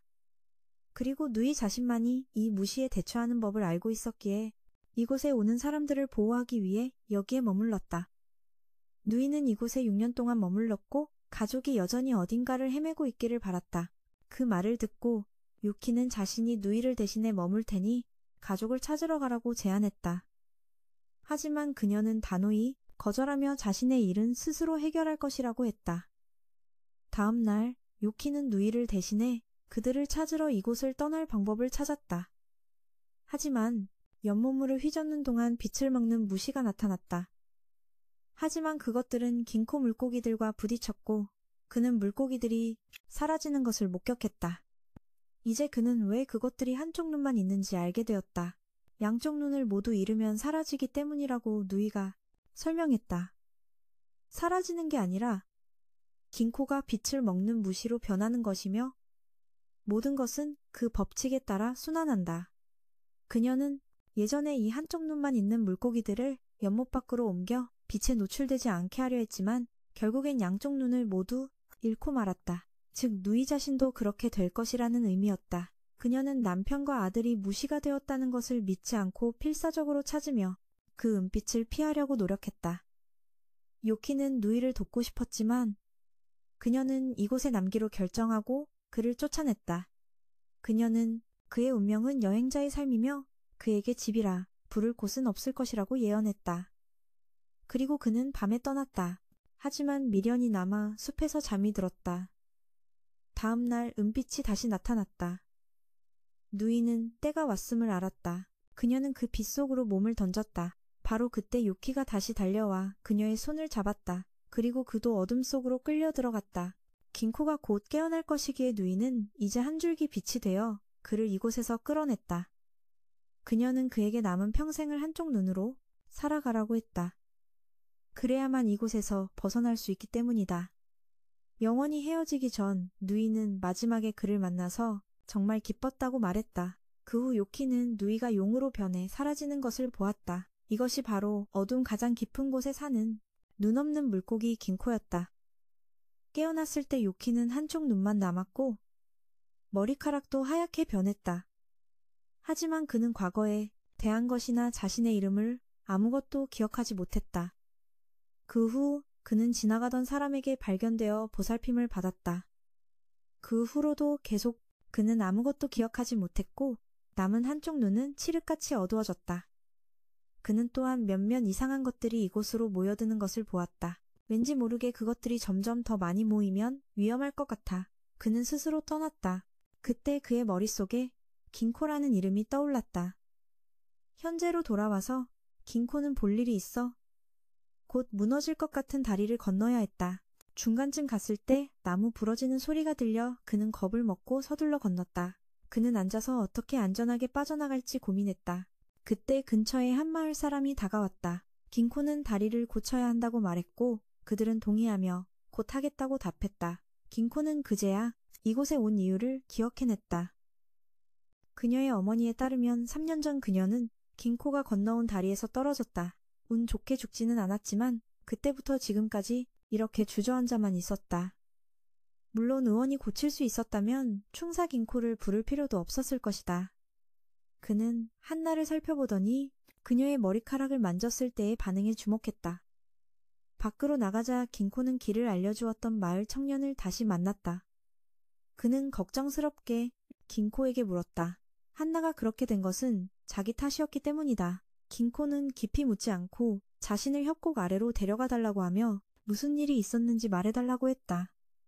그와 한나는 연인이었지만 그녀는 촌장의 아들과 강제로 약혼하게 되었다. 그녀는 원하지 않았지만 거절하면 가족이 핍박받을 것이었다. 사랑하는 사람이 고통받는 것을 볼 수 없었던 청년은 그녀에게 함께 도망치자고 했다. 그는 양가 가족 모두 그들을 이해해 줄 것이라고 확신했다. 그리고 그날 밤 두 사람은 도망쳤다. 하지만 다리를 건너던 중 한나는 마음을 바꿨다. 그녀는 가족에게 피해를 주면서까지 이기적일 수 없었다. 레는 여전히 연인이 행복하기를 바랐기에 그녀를 억지로 끌고 가려 했고 결국 나무 판자가 부러져 한나가 떨어졌다. 기적적이게도 그녀는 그 높이에서 떨어지고도 살아 있었다. 심지어 그들이 그녀를 찾았을 때 그녀는 스스로 걸을 수 있었다. 하지만 그때부터 그녀는 감정이 없는 사람처럼 변했다. 레는 사실 이런 일이 드물지 않다고 말했다. 가끔 마을에서도 그곳에 떨어졌다가 의식 없이 돌아오는 사람들이 있었다. 찾아냈다. 그것은 덩굴 같은 무시였다. 매우 약해서 쉽게 끊어지지만 반대로 당기면 아주 질기다. 날이 어두워지면 빛이 있는 방향으로 모여든다. 문제를 다시 검토한 후 긴코는 렌에게 나쁜 소식을 전했다. 이 의사충들은 성장하기 위해 빛이 필요하다. 산을 오를 힘이 없어서 빛을 찾기 위해 생물에 기생해야 한다. 힘을 모으기 위해 빛을 찾는다. 그가 주위를 둘러보니 동물의 뼈가 전혀 없었다. 즉 의사충들은 시체에만 기생한다는 뜻이며 한나는 이미 죽었다는 말이었다. 그리고 만약 의사충들이 떠나면 그녀에게는 시체만 남을 것이다. 그의 계산으로는 그것들이 올해 안에 떠날 것이었다. 렌은 그에게 시간을 더 벌어달라고 간청했다. 하지만 그는 결정할 수 없었고 그녀의 부모님께 물어봐야 한다고 했다. 그 후 그는 돌아가 한나의 어머니에게 의견을 물었다. 그녀는 딸을 구할 방법이 있는지 물었다. 긴코는 방법은 있지만 의사충이 떠난 후 90%는 죽을 것이라고 말했다. 하지만 그녀는 0%가 아닌 이상 희망은 있다며 받아들였다. 50. 게다가 어머니는 자기 딸이 이렇게 사는 걸 좋아할 거라 생각지 않았습니다. 좋은 일인 줄 알았더니 결국 그 여자도 딸을 빨리 시집 보내고 싶었을 뿐이었죠. 그 말을 듣고 그도 찬성하지 않고 떠났습니다. 그 후 그는 걔네 집에 들렀는데 그가 곧 다리를 만들 참이었기 때문입니다. 다리를 완성할 참이었죠. 그는 한나를 잃은 후 사람들과 떨어져 살았습니다. 걔는 몇 번이고 마을을 떠날까 생각했습니다. 하지만 아직 한나가 이곳에 있었습니다. 그는 그녀가 죽은 후에야 안심하고 떠날 수 있었습니다. 긴코는 그것이 좋은 생각이라고 여겼습니다. 긴코가 떠나려 할 때 다리가 무너진 것을 발견했습니다. 이 꼴을 보니 그는 이곳에 한동안 더 머물게 될 것을 알았죠.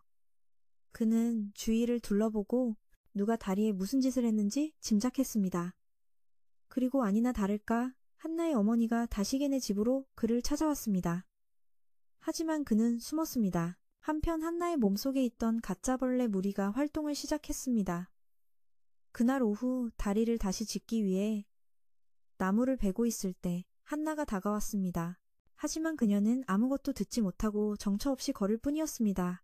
걔는 그녀를 마지막으로 껴안았습니다. 바로 그때 한나의 부모님이 그녀를 데리러 왔습니다. 하지만 가짜벌레가 밖으로 기어나왔습니다. 한나는 이번에 정말로 세상을 떠났고 걔는 무력감에 빠졌습니다. 긴코는 한나의 부모님이 그녀의 시신을 집으로 옮길 때 Mẹ Hana, đưa thi thể cô về nhà. Anh đã đề nghị Jen đi cùng mình. Vì đêm nay là lúc thích hợp, khi đám trùng đã tích tụ. 깊은 밤 가짜벌레들이 서로 얽혀 다리를 만들기 시작했습니다.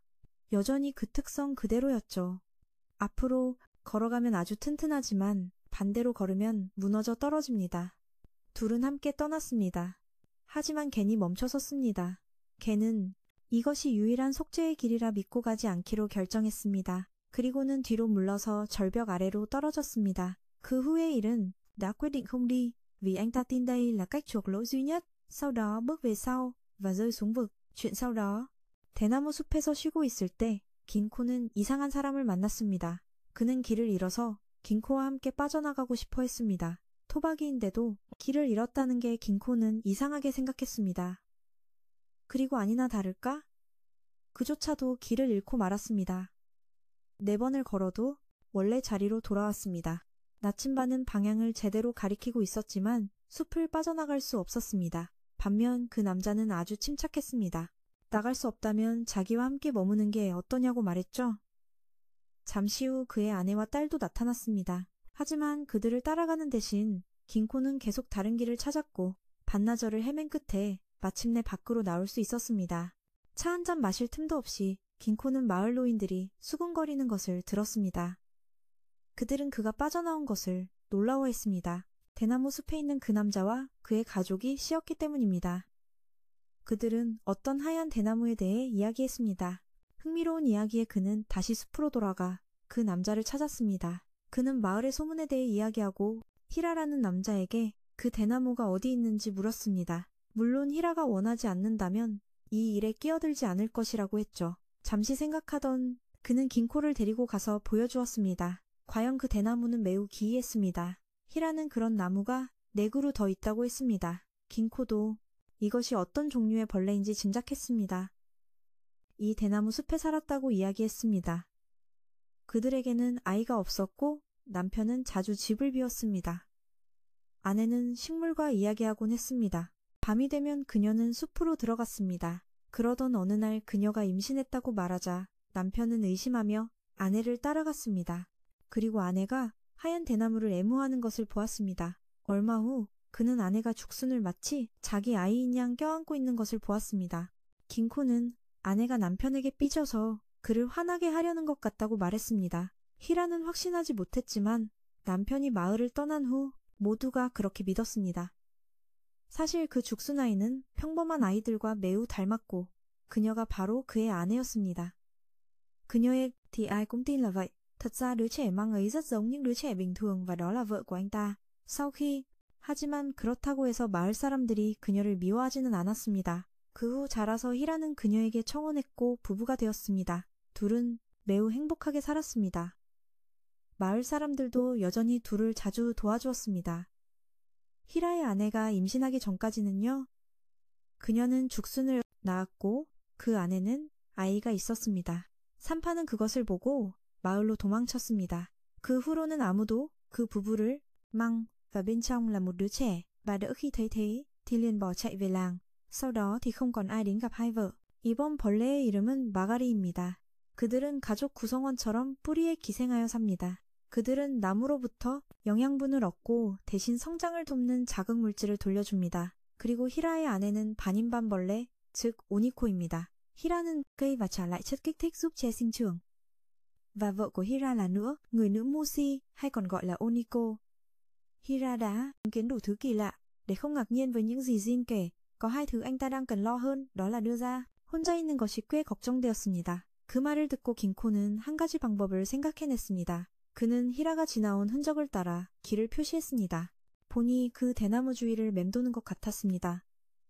그는 가까이 다가가 히라의 아내가 생명의 물을 마시고 있는 것을 발견했습니다. Nhìn thì giống đang đi vòng tròn bao quanh cây tre kia, anh lại gần và phát hiện vợ Hira đang hướng nước sinh mệnh. 조금 마시게 했지만 지금은 아니라고 했습니다. 긴코는 문제의 원인이 무엇인지 거의 알아차렸습니다. 히라의 아내가 떠나자 그는 몰래 조금 마셨습니다. 그리고 아니나 다를까. 그는 길을 잃었습니다. 한편 히라의 아내는 집으로 돌아와 남편과 아이가 함께 노는 것을 보고 우연히 히라가 가끔 집을 그리워한다는 말을 들었습니다. 그녀는 하얀 대나무로 돌아가 울었습니다. 갑자기 긴코의 목소리가 들리자 그녀는 숨었습니다. 긴코는 히라에게 그가 항상 길을 잃고 빠져나오지 못하는 원인을 찾았다고 말했습니다. 바로 이 벌레에서 나오는 물이었습니다. 누군가 그것을 마시기만 하면 의식을 조종당하게 됩니다. 그리고 그 의식을 전달하는 사람이 바로 그의 아내였습니다. 이제 그들은 히라의 몸에서 그 물을 빼내기만 하면 됩니다. 하지만 긴코는 아직 방법을 찾지 못했습니다. 사실 방법이 하나 있었지만 너무 위험해서 nó ra khỏi người Hira là xong. Nhưng Jinko vẫn chưa tìm ra cách. thật ra anh đã có một cách nhưng nó quá rủi ro nên 그것이 히라를 자기 곁에 머물게 하려고 한 것을 알았지만 남편이 외로운 것을 원치 않아 그것을 베기로 결심했습니다. 하지만 그녀는 그것을 베지 못했습니다. 긴코가 뒤에서 말했습니다. 그녀는 그것의 일부이기 때문이라고. 그녀는 고통스럽게 울음을 터뜨렸습니다. 히라는 그녀를 위해 모든 것을 했는데 자신은 그를 위해 아무것도 해줄 수 없었습니다.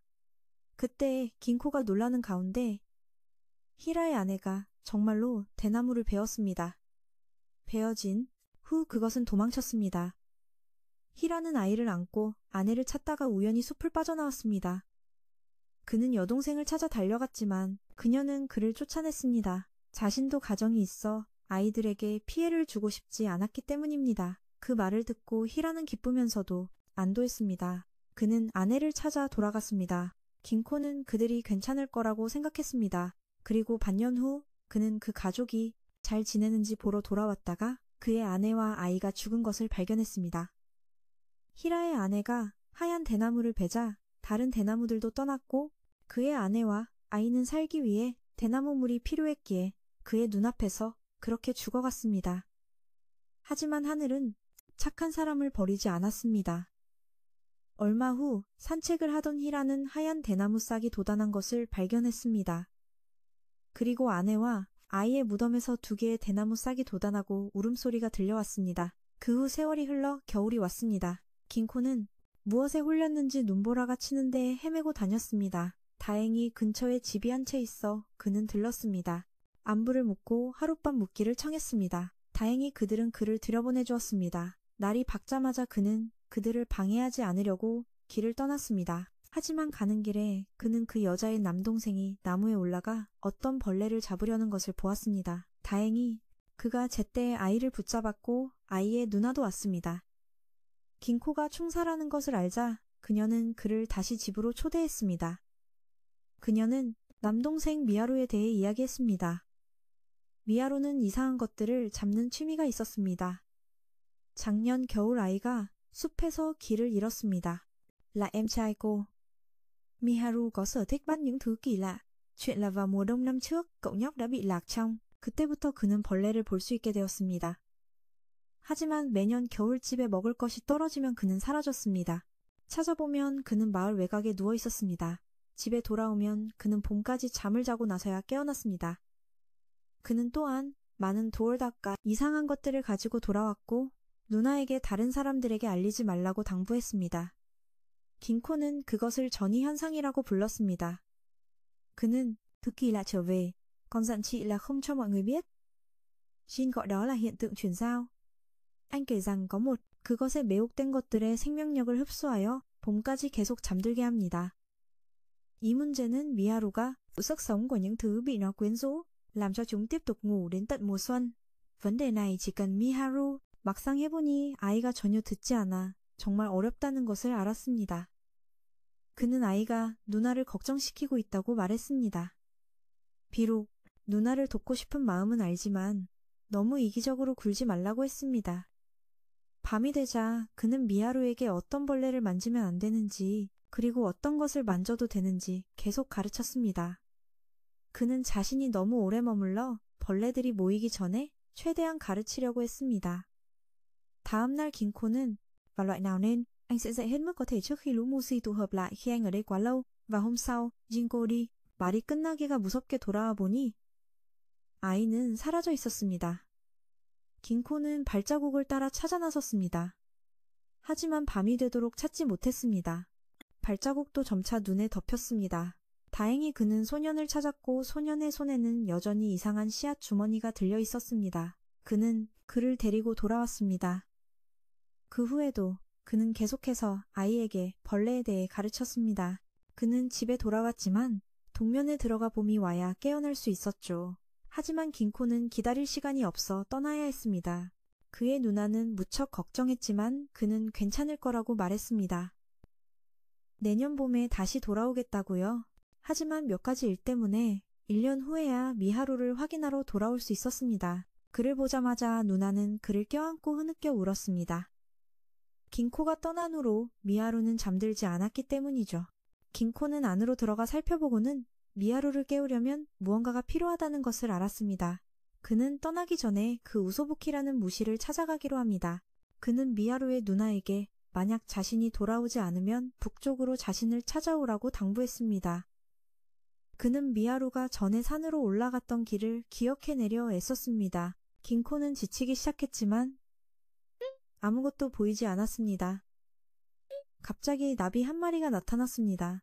그 나비는 예전에 미하루의 주머니에서 나왔던 것이었습니다.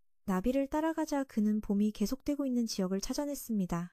긴코는 이곳에 매료되어 머물게 되기 전에 우소부키를 찾아야 했습니다. 하지만 그는 어떤 단서도 찾지 못했습니다. 바로 그때 동물 몇 마리가 떨어지기 시작했습니다. 그것들의 몸은 매우 차가웠고 점점 더 많은 것들이 떨어졌습니다. 긴코는 서둘러 찾아다녔습니다. 하지만 그의 몸도 얼어붙고 말았습니다. 희미한 의식 속에서 그는 나비들을 보았고 이것이 우소부키라는 것을 확신했습니다.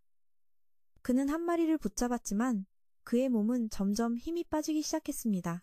계속해서 졸음이 몰려왔습니다. 그는 저항하려 애썼지만 결국 쓰러지고 말았습니다. 눈이 점점 두껍게 쌓여 긴코를 묻으려 할 때 미하루의 누나가 와서 그를 데리고 돌아갔습니다. 집에서 그녀는 잠든 두 사람 앞에 주저앉았습니다. 그녀는 무엇을 해야 할지 몰라 울음을 터뜨렸습니다. 그때 긴코의 외투에서 대나무통 하나가 떨어졌습니다. 미하루의 누나가 그것을 열자 나비 한 마리가 나왔습니다. 나비는 높이 날아올라 천장에 붙었습니다. 그리고 그렇게 봄이 찾아왔습니다. 나비가 뿜어내는 향기가 긴코와 미하루 둘 다를 깨웠습니다. 2주 후 나비는 다시 번데기 형태로 돌아갔습니다. 그리고 그 시간 동안 그는 미하루에게 무시에 대해 더 많은 것을 가르쳐 주었습니다. 떠나기 전 강을 건너는 배 위에서 긴코는 흩날리는 벚꽃을 보며 동승한 손님과 이야기를 나누었습니다. 그 남자는 요즘 아내가 건망증이 심하다고 한탄했습니다.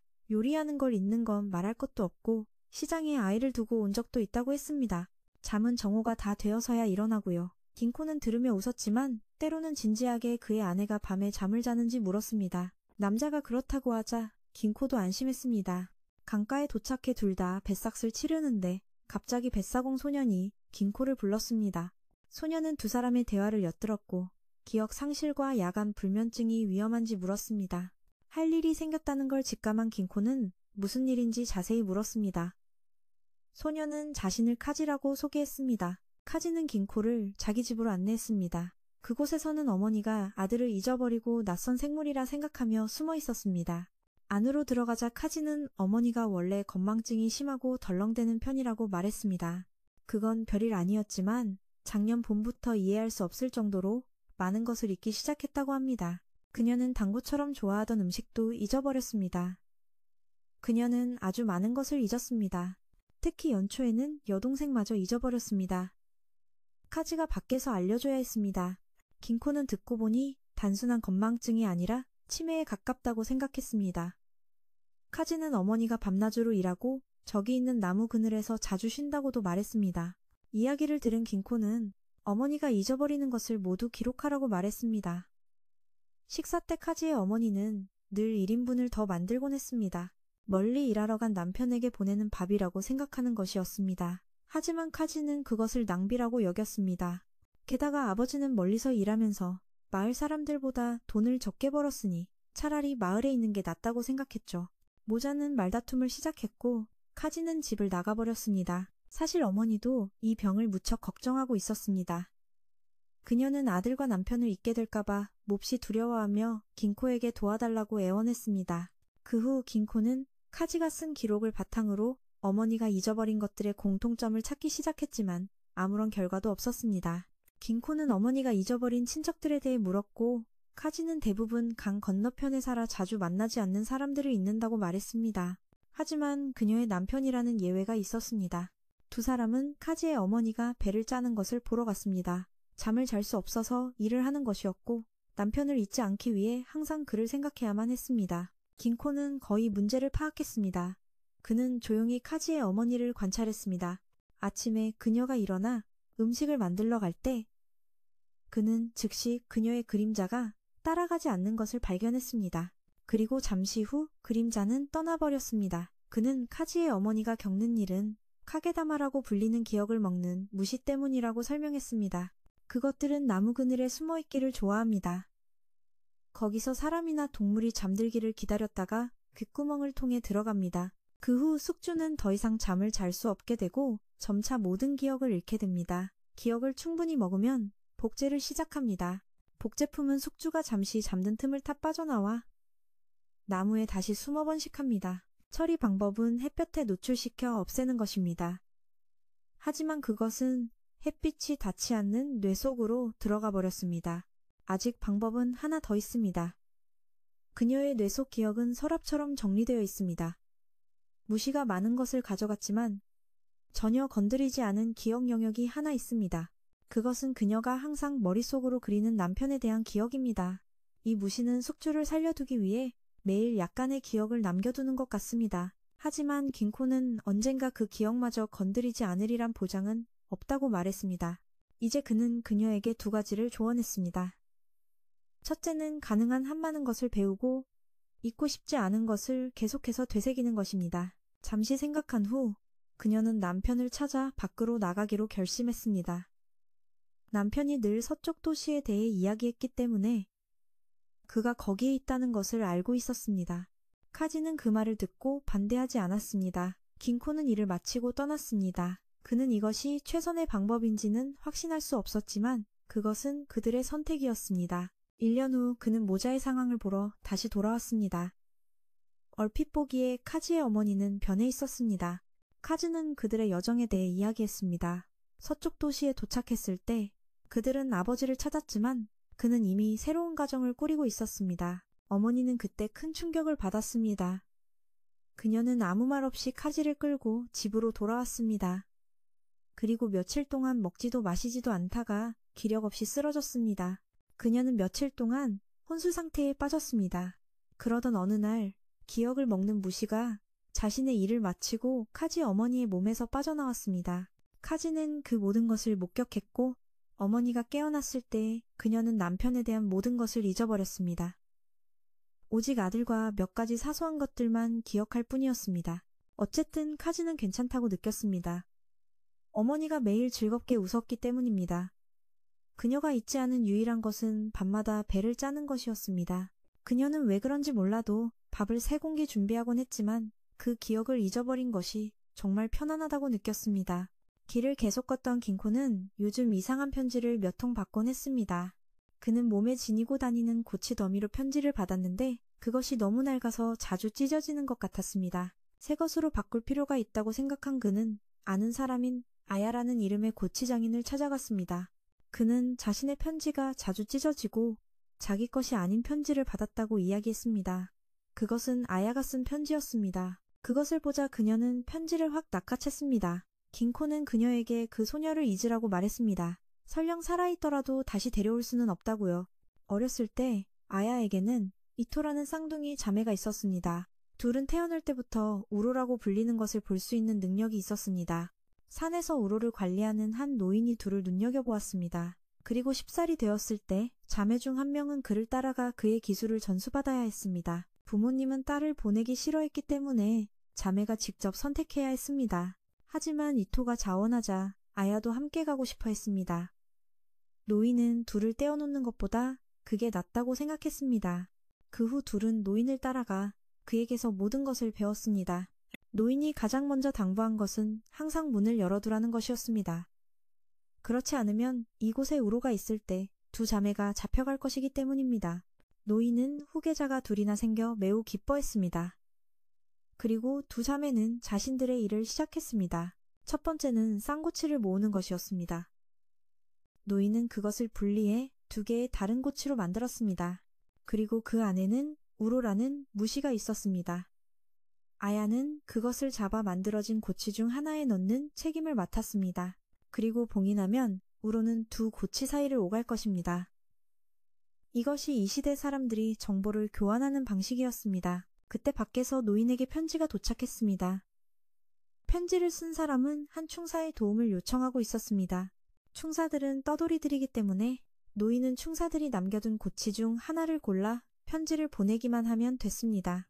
그들은 몇 년에 한 번씩 고치를 바꾸러 이곳에 올 것입니다. 만약 바꾸지 않으면 우로들이 고치를 뚫고 나와 편지가 어디로 흘러갈지 알 수 없게 됩니다. 듣기에는 멋지지만 노인은 두 자매에게 이 무시를 얕보지 말라고 경고했습니다.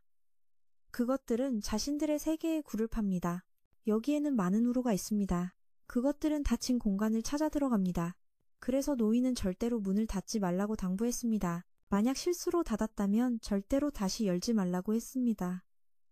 닫았다가 다시 열었을 때 그 안에 우로가 있다면 그것이 그들을 다른 차원으로 끌고 갈 것이기 때문입니다.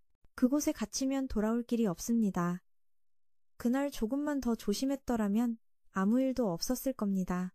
아야가 빨래를 널고 있을 때 이토는 노인이 필요하다고 해서 그녀에게 창고에 다녀오라고 했습니다. 기다리는 동안 이토는 그 자리에 앉아 있었습니다. 하지만 너무 오래 기다리다 보니 이토는 잠이 들고 말았습니다. 그때 바람에 날린 담요가 그녀를 덮었습니다. 그리고 우로 한 마리가 나타나 그녀를 데려가 버렸습니다. 아야가 돌아왔을 때는 이미 모든 것이 늦었습니다. 이토는 사라지고 없었습니다. 그 후로 그녀는 심한 죄책감에 시달렸습니다. 노인이 그녀의 잘못이 아니라고 말했지만 그때부터 그녀는 계속해서 이토를 찾아다녔습니다. 벌써 5년이 지났지만 그녀는 아무것도 할 수 없었습니다. 마침 할 일이 없던 긴코는 그녀에게 우로의 공간으로 들어가 보자는 꽤나 정신 나간 제안을 했습니다. Một lần cho biết, chứ anh không chắc là tìm được Yo. Tất nhiên là A không từ bỏ cơ hội này. Sau đó, Jinko dẫn cô đến nơi Uro xuất hiện. Nơi có một cục u hang ổ của Uro xuất hiện phản ứng đào thải với cây.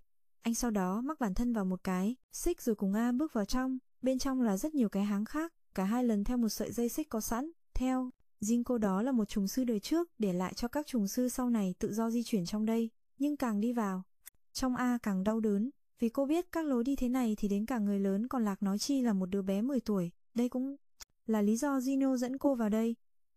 Anh muốn cô chấp nhận sự thật rằng Yo đã chết. Hãy từ bỏ việc tìm chị mình và sống cho phần mình. Thế mà Jin đâu có ngờ vài năm sau tại làng làm tơ tằm, đột nhiên có một cô bé chui ra từ kén tằm chỉ 10 tuổi và không biết nói. Nhưng họ đã nhờ vào những bức thư mà Aya luôn kiên trì gửi mà Ito đã quay về gặp A. Và một hôm, trời, Jin đã ghé qua một tiệm cầm đồ. Anh được ông chủ giới thiệu một chiếc áo có vẽ tranh một ngọn núi. Đôi khi nhìn kỹ còn thấy có khói bốc ra. Bức tranh hiện về một cậu trai sinh sống gần ngọn núi đó. Cậu rất thích vẽ tranh và muốn vẽ lại ngọn núi. Như bao phụ huynh châu Á khác thì cha cậu đã cấm cậu vẽ, thì nghề này đâu có ra tiền và không như con. Cái châu Á, thay vì chọn nhảy lầu 44, thì cậu đã đi theo con đường vẽ chuyên nghiệp. Khi chuẩn bị đi lên đường tìm thầy, chị của cậu đã tặng cho cậu một tấm áo do chính chị làm ra. Khăn gói lên đường, cậu nhóc mang theo quyết tâm trở thành một họa sĩ tài bà. Cơ mà kể từ khi cậu vào một trường vẽ, cậu chưa một lần nào được chạm vào cọ. Suốt ngày cậu chỉ làm việc nhà và giữa chén màu. Dần dần cậu mất niềm tin nhưng cậu không từ bỏ đam mê. Và một lần rửa chén, cậu đã giấu một số màu đi để lén vẽ vào trong đêm. Và bức tranh đầu tiên, cậu vẽ là ngọn núi hồi nhỏ của cậu. Không may vô, bức tranh đã bị phát hiện. Đó là thầy dạy vẽ của cậu. Ông dù miệng luôn chê bài bức vẽ, nhưng cuối cùng đã chỉ dạy cậu. Rồi kỹ năng cậu cũng phát triển theo ngày tháng. Và một lần cậu nhận ra màu đã hết nên phải đi cầm cố áo của chị mình may cho để mua thêm màu. Sau khi bức tranh hoàn thành, khách hàng rất hài lòng. Sau đó họ truyền tai nhau và cậu nhận được nhiều chó hơn. Cậu suốt ngày vùi đầu vào công việc mà quên luôn việc chuộc lại cái áo. Và một lần, đang đi tìm ý tưởng, cậu vô tình nghe tin đồn có một ngôi làng đã bị núi sạc lỡ vùi lấp. Cậu họa sĩ không nghĩ gì nhiều mà không cho đó làng của mình. Cậu tiếp tục tập trung vào sự nghiệp đang lên của mình.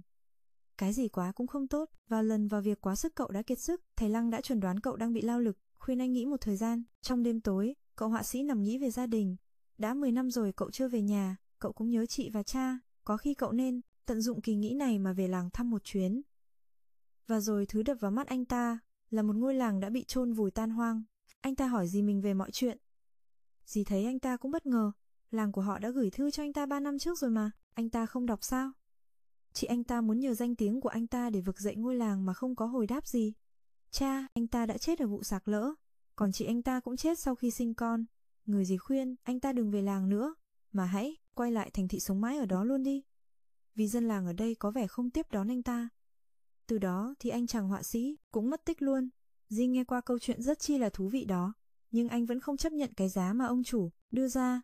Anh đòi nữa giá, nếu không thì anh sẽ đi. Thế là ông chủ lại kể tiếp để câu kéo Gino. Đó là ngọn núi trong bức tranh này là quê nhà của vị họa sĩ đó. Jinko vẫn nhất quyết nữa, giá là nữa giá. Thế là ông chủ đã đồng ý bán. Còn anh, chàng họa sĩ, anh ta đã quyết định ở lại làng. Anh ta đã không còn vẽ nữa, mỗi khi cầm bút là đầu óc trống rỗng. Dân làng thì xem anh ta là người xa lạ, nhưng đôi khi vẫn có người đặt vài củ khoai trước cửa nhà. Anh ta vừa ăn vừa vui mừng vì cảm nhận được sự sống. Ngày qua ngày, đều có người để đồ ăn lại cho anh, và anh cũng biết đó là dì của mình, cùng con trai của chị. Dượng mình nhận nuôi con của chị, dù bé bị chậm lớn do nhưng anh nhất quyết muốn nuôi. Dân làng cũng đồng ý. Sau đó là những tháng ngày anh sống cùng cháu, đôi khi dân làng cũng đến giúp anh ta, dần dần họ cũng không còn khinh miệt anh ta nữa. Vào hôm khi trở về mang đồ ăn cho cháu, anh trai cựu họa sĩ phát hiện ngọn núi lại có khói. Đó là thứ anh ta luôn tò mò từ nhỏ, là vì sao khói lại bốc ra từ núi. Anh tiến lên xem thì thấy một vũng nước đang sôi. Và khi anh ta lại gần hơn để xem, bất ngờ một đống bùn trồi lên, và hóa ra là Jinko bị vấp té. Anh còn mặc cái áo mới mua. Anh họa sĩ nhận ra ngay đây là cái áo mà mình đã từng cầm cố. Đến nhà anh họa sĩ, Jinko kể lại việc mình cảm thấy cái áo này rất đáng ngờ, nên nghi là có Mushi trong đây. Thế nên anh đã đến làng để tìm hiểu. Thế nhưng trên đường đến đây, đột nhiên hành lý của anh nặng bất ngờ. Rồi anh bị lún vào bùn. Khi trồi lên thì đã ở trước mặt anh họa sĩ. Và qua trải nghiệm lần này, Jin đã biết được loại Mushi này là gì. Đó là Sua, một loại Mushi dạng bùn. Ở dưới đất là bùn nhão, nhưng khi bốc lên thì chúng lại ở dạng sương mù. Nếu đã có xảy ra sạc lỡ đất thì có lẽ việc đó là do lũ Mushi đang di cư. Sau khi biết được lũ này vô hại thì Jinko sẽ rời đi. Nhưng anh họa sĩ đã đề nghị mua lại cái áo. Jin lại khó xử vì anh định bán lại cho Adao, nhưng nhìn anh trai cầu xin quá nên Jin đã đồng ý bán lại với điều kiện. Sau đó, Jin trở về với cái áo giả rồi bốc phét như ông chủ cầm đồ để lừa Adashino mua. Sau khi scam ông thầy y, Jinko tiếp tục đi chu du. Vào một lần anh đang đi, trong màn sương dày đặc trong rừng, anh bất ngờ thấy một cô gái đang ngồi trên cây. Sau đó anh kéo cô gái đó đi theo mình. Jinko đã biết cô bị gì nên đã xác thuốc cho cô. Thế nhưng cô gái vẫn không biết mình bị gì. Jinko nói cho cô biết rằng vô tình hay cố ý thì cô đã tiếp xúc với một mút rất mạnh và bị biến thành một thứ mơ hồ. Sợ chỉ trắng trên tay cô là thứ mà cô đã chạm vào, không chữa trị thì cô sẽ sớm không còn là người, và thứ này rất đắng nên cố chịu đi. Hôm sau thì cô gái đã có chuyển biến tốt hơn, sống chung với người sẽ giúp cô mau khỏi bệnh, nên cả hai bắt đầu đi tìm làng. Vào ban đêm, cô gái lại nhìn thấy dòng chảy sự sống. Jinko giải thích sơ qua cho cô rồi bảo cô đừng nhìn nếu không muốn bị mù một bên mắt và tóc trắng. Thay vào đó thì họ sẽ nhìn lên trời, nơi có rất nhiều ánh sao. Hôm sau khi tỉnh dậy, cô gái đã nhớ ra mình là ai. Cô là Phu và sống ở chân dãy núi đằng kia. Khi cô trở về thì dân làng không những không vui mà còn trách mắng cô. Theo họ thì cô là một người làm của một nhà giàu trong làng, và họ cho rằng cô đã bỏ trốn chứ không phải đi lạc. Họ cũng khuyên cô đừng về đó nữa vì nhà đó đã thuê người làm khác rồi. Nghe thế thì Fuki rất sốc. Vừa hay cậu chủ nhà giàu cũng là người thân thiết với cô đã chạy đến. Anh ta rất vui vì Fuki vẫn còn sống và cũng cảm ơn Jin vì đã giúp Fuki. Anh ta muốn mời cả hai về nhà nhưng Fuki từ chối vì cô không còn là người làm nhà anh nữa. Thế nhưng lần này anh ta mời cô về với tư cách là vợ của anh chứ không phải người hầu. Khi cô biến mất, anh đã rất lo nên anh đã tự hứa với lòng là mình sẽ cưới cô khi cô trở về. Và tất nhiên, một cậu trai nhà giàu cưới một hầu gái thì sao mà nhà cậu ta chấp nhận được. Sau đó anh ta qua nói chuyện với Gino. Anh cần anh ta thuật lại vụ việc Kỳ mất tích. Anh nói đó là lúc cả hai cùng ngắm trời sao thì đột nhiên cô ấy làm một động tác như là đang kéo cái gì đó, và trong giây lát cô bị 하늘 높이 끌려갔다고 했지만 아무도 그를 믿지 않았죠. 긴코는 그게 구름 위에 사는 벌레의 일종이라고 했어요. 공 모양을 하고 있는데 꼬리가 달린 풍선 같은 형태죠.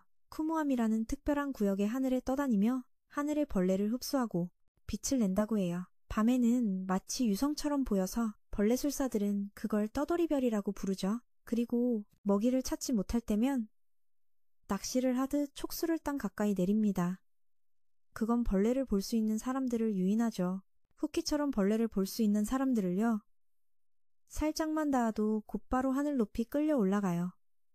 하지만 대부분은 다시 떨어지게 되는데 벌레는 인간을 소화할 수 없기 때문입니다. 대부분의 경우 그대로 떨어져 죽게 되죠. 후키는 운 좋게도 나무 위로 떨어져 목숨을 건졌지만 거의 흡수될 뻔했어요. 반인반충이 되어버렸지만 긴코가 준약을 먹으면 나아질 거라고 했죠. 하지만 후키는 불안정한 상태이니 조심해야 한다고도 했습니다. 손에 하얀 실로 하늘과 연결되어 있으니 이 약만으로는 부족하다고. 그녀 스스로 인간이 되고 싶다는 강한 열망이 있어야만 한다고요. 자신은 약을 전해줄 뿐이고 나머지는 그에게 달렸다고 했습니다. 일을 마친 긴코는 떠났어요. 두 사람의 결혼식까지 함께하진 못했지만 그들의 행복을 빌어줬죠. 그리고 얼마 후 긴코는 후키가 다시 날아가 버렸다는 편지를 받았습니다. 그는 서둘러 하루에게 돌아갔어요. 그는 가족들을 설득해서 혼인 허락을 받기까지 많은 고생을 했다고 말했죠. 그 시간 동안 후키는 많은 마음고생을 했습니다. 그녀는 점점 공중으로 떠오르기 시작했어요. 하루는 아버지가 이 일을 허락할까봐 무척 걱정했어요. 그녀가 날아가는 걸 보면 마음을 바꾸실 테니까요. 하지만 그녀는 몸을 제어할 수 없었죠. 그래서 하루는 그녀의 다리를 묶는 방법을 생각해냈어요. 그러다 그가 떠나자 그녀는 사라져버렸죠. 긴코는 생각에 잠기다 말했어요. 푸키를 받아들이지 못하는 건 바로 당신이야. 당신이 그녀를 거부하고 인간의 모습을 유지할 수 없다고 생각했기 때문이지. 그녀는 늘 여기 있었지만 무시의 형태였어. 그녀를 잃고 싶지 않다면 당신이 그녀를 받아들여야 해. 그녀가 여기에 머무는 유일한 이유는 바로 당신의 존재야. 그날 밤 하루는 밖으로 나가 달을 보며 생각에 잠겼어요. 그는 기분이 안 좋을 때마다 늘 그렇게 했죠. 그는 푸키와 함께 이렇게 별을 보던 시간도 떠올렸어요. 그는 그녀와 함께 있던 시간이 몹시 그리웠어요. 그 후 결혼식은 신랑만 있고 신부는 없는 기묘한 분위기 속에서 거행되었죠. 하루가 계속 혼잣말을 하자 친척들은 수군거렸어요. 그 후 그는 마을과 떨어져 살기로 했어요. 마을 사람들은 그가 허공에 대고 말하는 것을 자주 보며 미쳤다고 생각했어요. 그러다 점차 마을 사람들도 하루가 늘 이야기하던 사람을 보게 되었죠. 푸키, 그녀는 점차 사라지는 버릇을 잊어갔어요. 더 많은 지식을 쌓기 위해 긴코는 한 충사의 서구를 찾아갔어요. 한 노파가 그를 맞이하며 안으로 안내했어요. 두 사람은 서구를 향해 걷기 시작했어요. 그들은 빈방에 도착했고 양탄자 아래의 비밀 통로를 통해 더 깊숙이 들어갔어요. 마침내 지식이 보관된 곳에 도착했죠. 긴코는 이전 세대부터 가장 최근의 서구 주인 세대까지의 모든 책을 읽었어요. 책을 읽기 전에 그는 담배와 인화성 물질을 모두 압수당했죠. 그는 카리부사 가문의 4대 후손 탄유의 탄생에 관한 책을 골랐어요. 그녀는 태어날 때부터 한쪽 다리가 새까맸는데 집안 사람들은 이를 검은 인장으로 여겼어요. 4대 후손이었지만 자라면서 제대로 걷지 못했고 가문의 다른 사람들처럼 책을 쓰는 것도 원치 않았어요. 그녀는 다른 아이들처럼 밖에 나가 놀고 싶어 했죠. 그녀의 단호한 모습을 보고 타마 할머니는 진실을 말해줬어요. 그녀의 다리에 있는 인장은 그 안에 무시가 존재하기 때문에 나타난 것이라고요. 그녀의 조상은 오래전 이름을 말해서는 안 될 무시에게 몸을 빼앗겼어요. 무시가 겪은 한 재앙 속에서 기이한 무시가 나타나 다른 모든 생명체를 없애려 했죠. 그것이 어떻게 침입했는지에 대한 기록은 아직 없어요. 가문에 전해 내려오는 것은 단 하나, 바로 선조의 몸이었어요. 무시에게 완전히 잠식당한 사람은 온몸이 검은색이었죠. 무시는 그녀의 몸에 기생했고 그녀는 출산 후 사망했어요. 그 후로 카리부사 가문에서는 몇 세대마다 몸의 일부에 검은 인장을 가지고 태어나는 아이가 있었어요. 탄유는 자신도 죽을까봐 걱정했지만 타마는 그렇지 않을 거라고 장담했어요. 그녀는 무시를 제압하는 능력을 받았기에 타마가 도와줄 것이라고요. 그리고 탄유의 필력이 좋아지자 그녀는 타마와 함께 타마의 고향으로 돌아갔어요. 그곳에서 다리 속의 무시를 해결할 참이었죠. 그들이 도착한 곳은 바로 현재의 충사서고였어요. 어릴 때 그녀는 타마가 충사 시절 무시를 제압하는 방법에 대해 말하는 것을 듣고 그것을 받아 적곤 했어요. 할머니의 목소리는 호소력이 짙어 그녀는 귀 기울여 들었지만 종이에 적을 때면 하늘이 무너지는 듯한 고통이 다리의 검은 인장에서부터 그녀를 괴롭혔어요. 그것이 바로 그 무시를 제압하는 방법이었죠. 무시를 제압하는 방법들은 바로 탄유의 다리에 있는 검은 인장을 없애는 독약이었어요. 그리고 타마의 이야기가 끝나자 다른 충사들이 와서 대신 이야기를 들려줬어요. 하지만 그들의 이야기는 온통 피와 죽음뿐이었죠. 하지만 그녀는 그것을 바꾸기 위해 할 수 있는 일이 없었어요. 그러다 그녀는 흰머리의 충사를 만났어요. 그는 그녀에게 이야기를 들려주면 그녀 가문의 서구를 이용할 수 있다는 말을 듣고 찾아왔어요. 그녀는 죽음에 대한 이야기를 듣기 싫다며 그를 쫓아냈어요. 그러자 흰머리 남자는 죽음에 대한 이야기는 하지 않겠다고 했죠. 그가 들려준 이야기는 꽤 우스꽝스러워서 점 위에 무시가 자라는 것처럼 탄유의 흥미를 끌었어요. 그의 이야기를 들은 후 그녀는 그를 가문의 서구로 안내했어요. 그 안은 온통 사륙과 피로 가득했어요. 탄유도 그런 것들을 기록하고 싶지 않았죠. 그녀는 단지 긴코의 무시가 인간과 함께 살아가는 이야기를 듣고 싶었고 모험이 끝날 때마다 돌아와서 이야기를 들려주는 조건으로 이곳을 자유롭게 사용하게 해주겠다고 제안했어요. 현재로 돌아와서 탄유는 긴코가 왔다는 소식을 듣고 그를 불렀어요. 한편 긴코는 책을 읽던 중 무시가 봉인을 뚫고 나온 것을 발견했어요. 그것들은 이곳의 글자들을 먹기 시작했죠. 타마가 문을 열어 긴코를 부르자 그것들은 이곳 밖으로 뛰쳐나갔어요. 그것은 탄유에게 곧장 달려들어 방 전체를 둘러쌌지만 밖으로 나갈 수는 없었어요. 한편 탄유는 긴코가 아직 살아있어서 무척 기뻤어요. 그리고 이 무리들은 그녀가 처리하기 더 쉬웠죠. 그녀는 젓가락으로 그것들을 집어 그것들이 방금 도망쳐 나온 책 페이지에 다시 붙였어요. 그녀는 그것들의 위치를 모두 기억하고 있었죠. 일이 끝난 후 긴코는 탄유에게 자신이 겪었던 여정에 대해 이야기하기 시작했어요. 한참 이야기하다 그는 그녀를 쉬게 했어요. 그러자 그녀는 책을 꺼내 기록하기 시작했어요. 그녀는 일이 끝날 때까지 그가 여기 머물기를 원했죠. 그러자 글자들이 그녀의 온몸을 타고 흘러 책으로 옮겨갔어요. 그 과정에서 그녀의 몸은 몹시 아팠죠. 일이 끝나자 긴코는 탄유를 데리고 밖으로 바람을 쐬러 나갔어요. 두 사람은 그들이 처음 만났던 바위에 멈춰섰어요. 긴코는 다리가 나으면 가장 먼저 무엇을 할 거냐고 물었어요. 그녀는 그와 함께 여행하고 싶다고 그가 이야기해준 것들을 보고 싶다고 말했어요. 긴코는 그때까지 기다리겠다고 말했고 두 사람은 시원한 바람을 맞았어요. 이것으로 애니메이션의 첫 20화가 잠시 막을 내립니다. 아직 많은 부분이 남아있으니 찾아보실 수 있어요. 그럼 지금은 이만 안녕히 계세요. 네.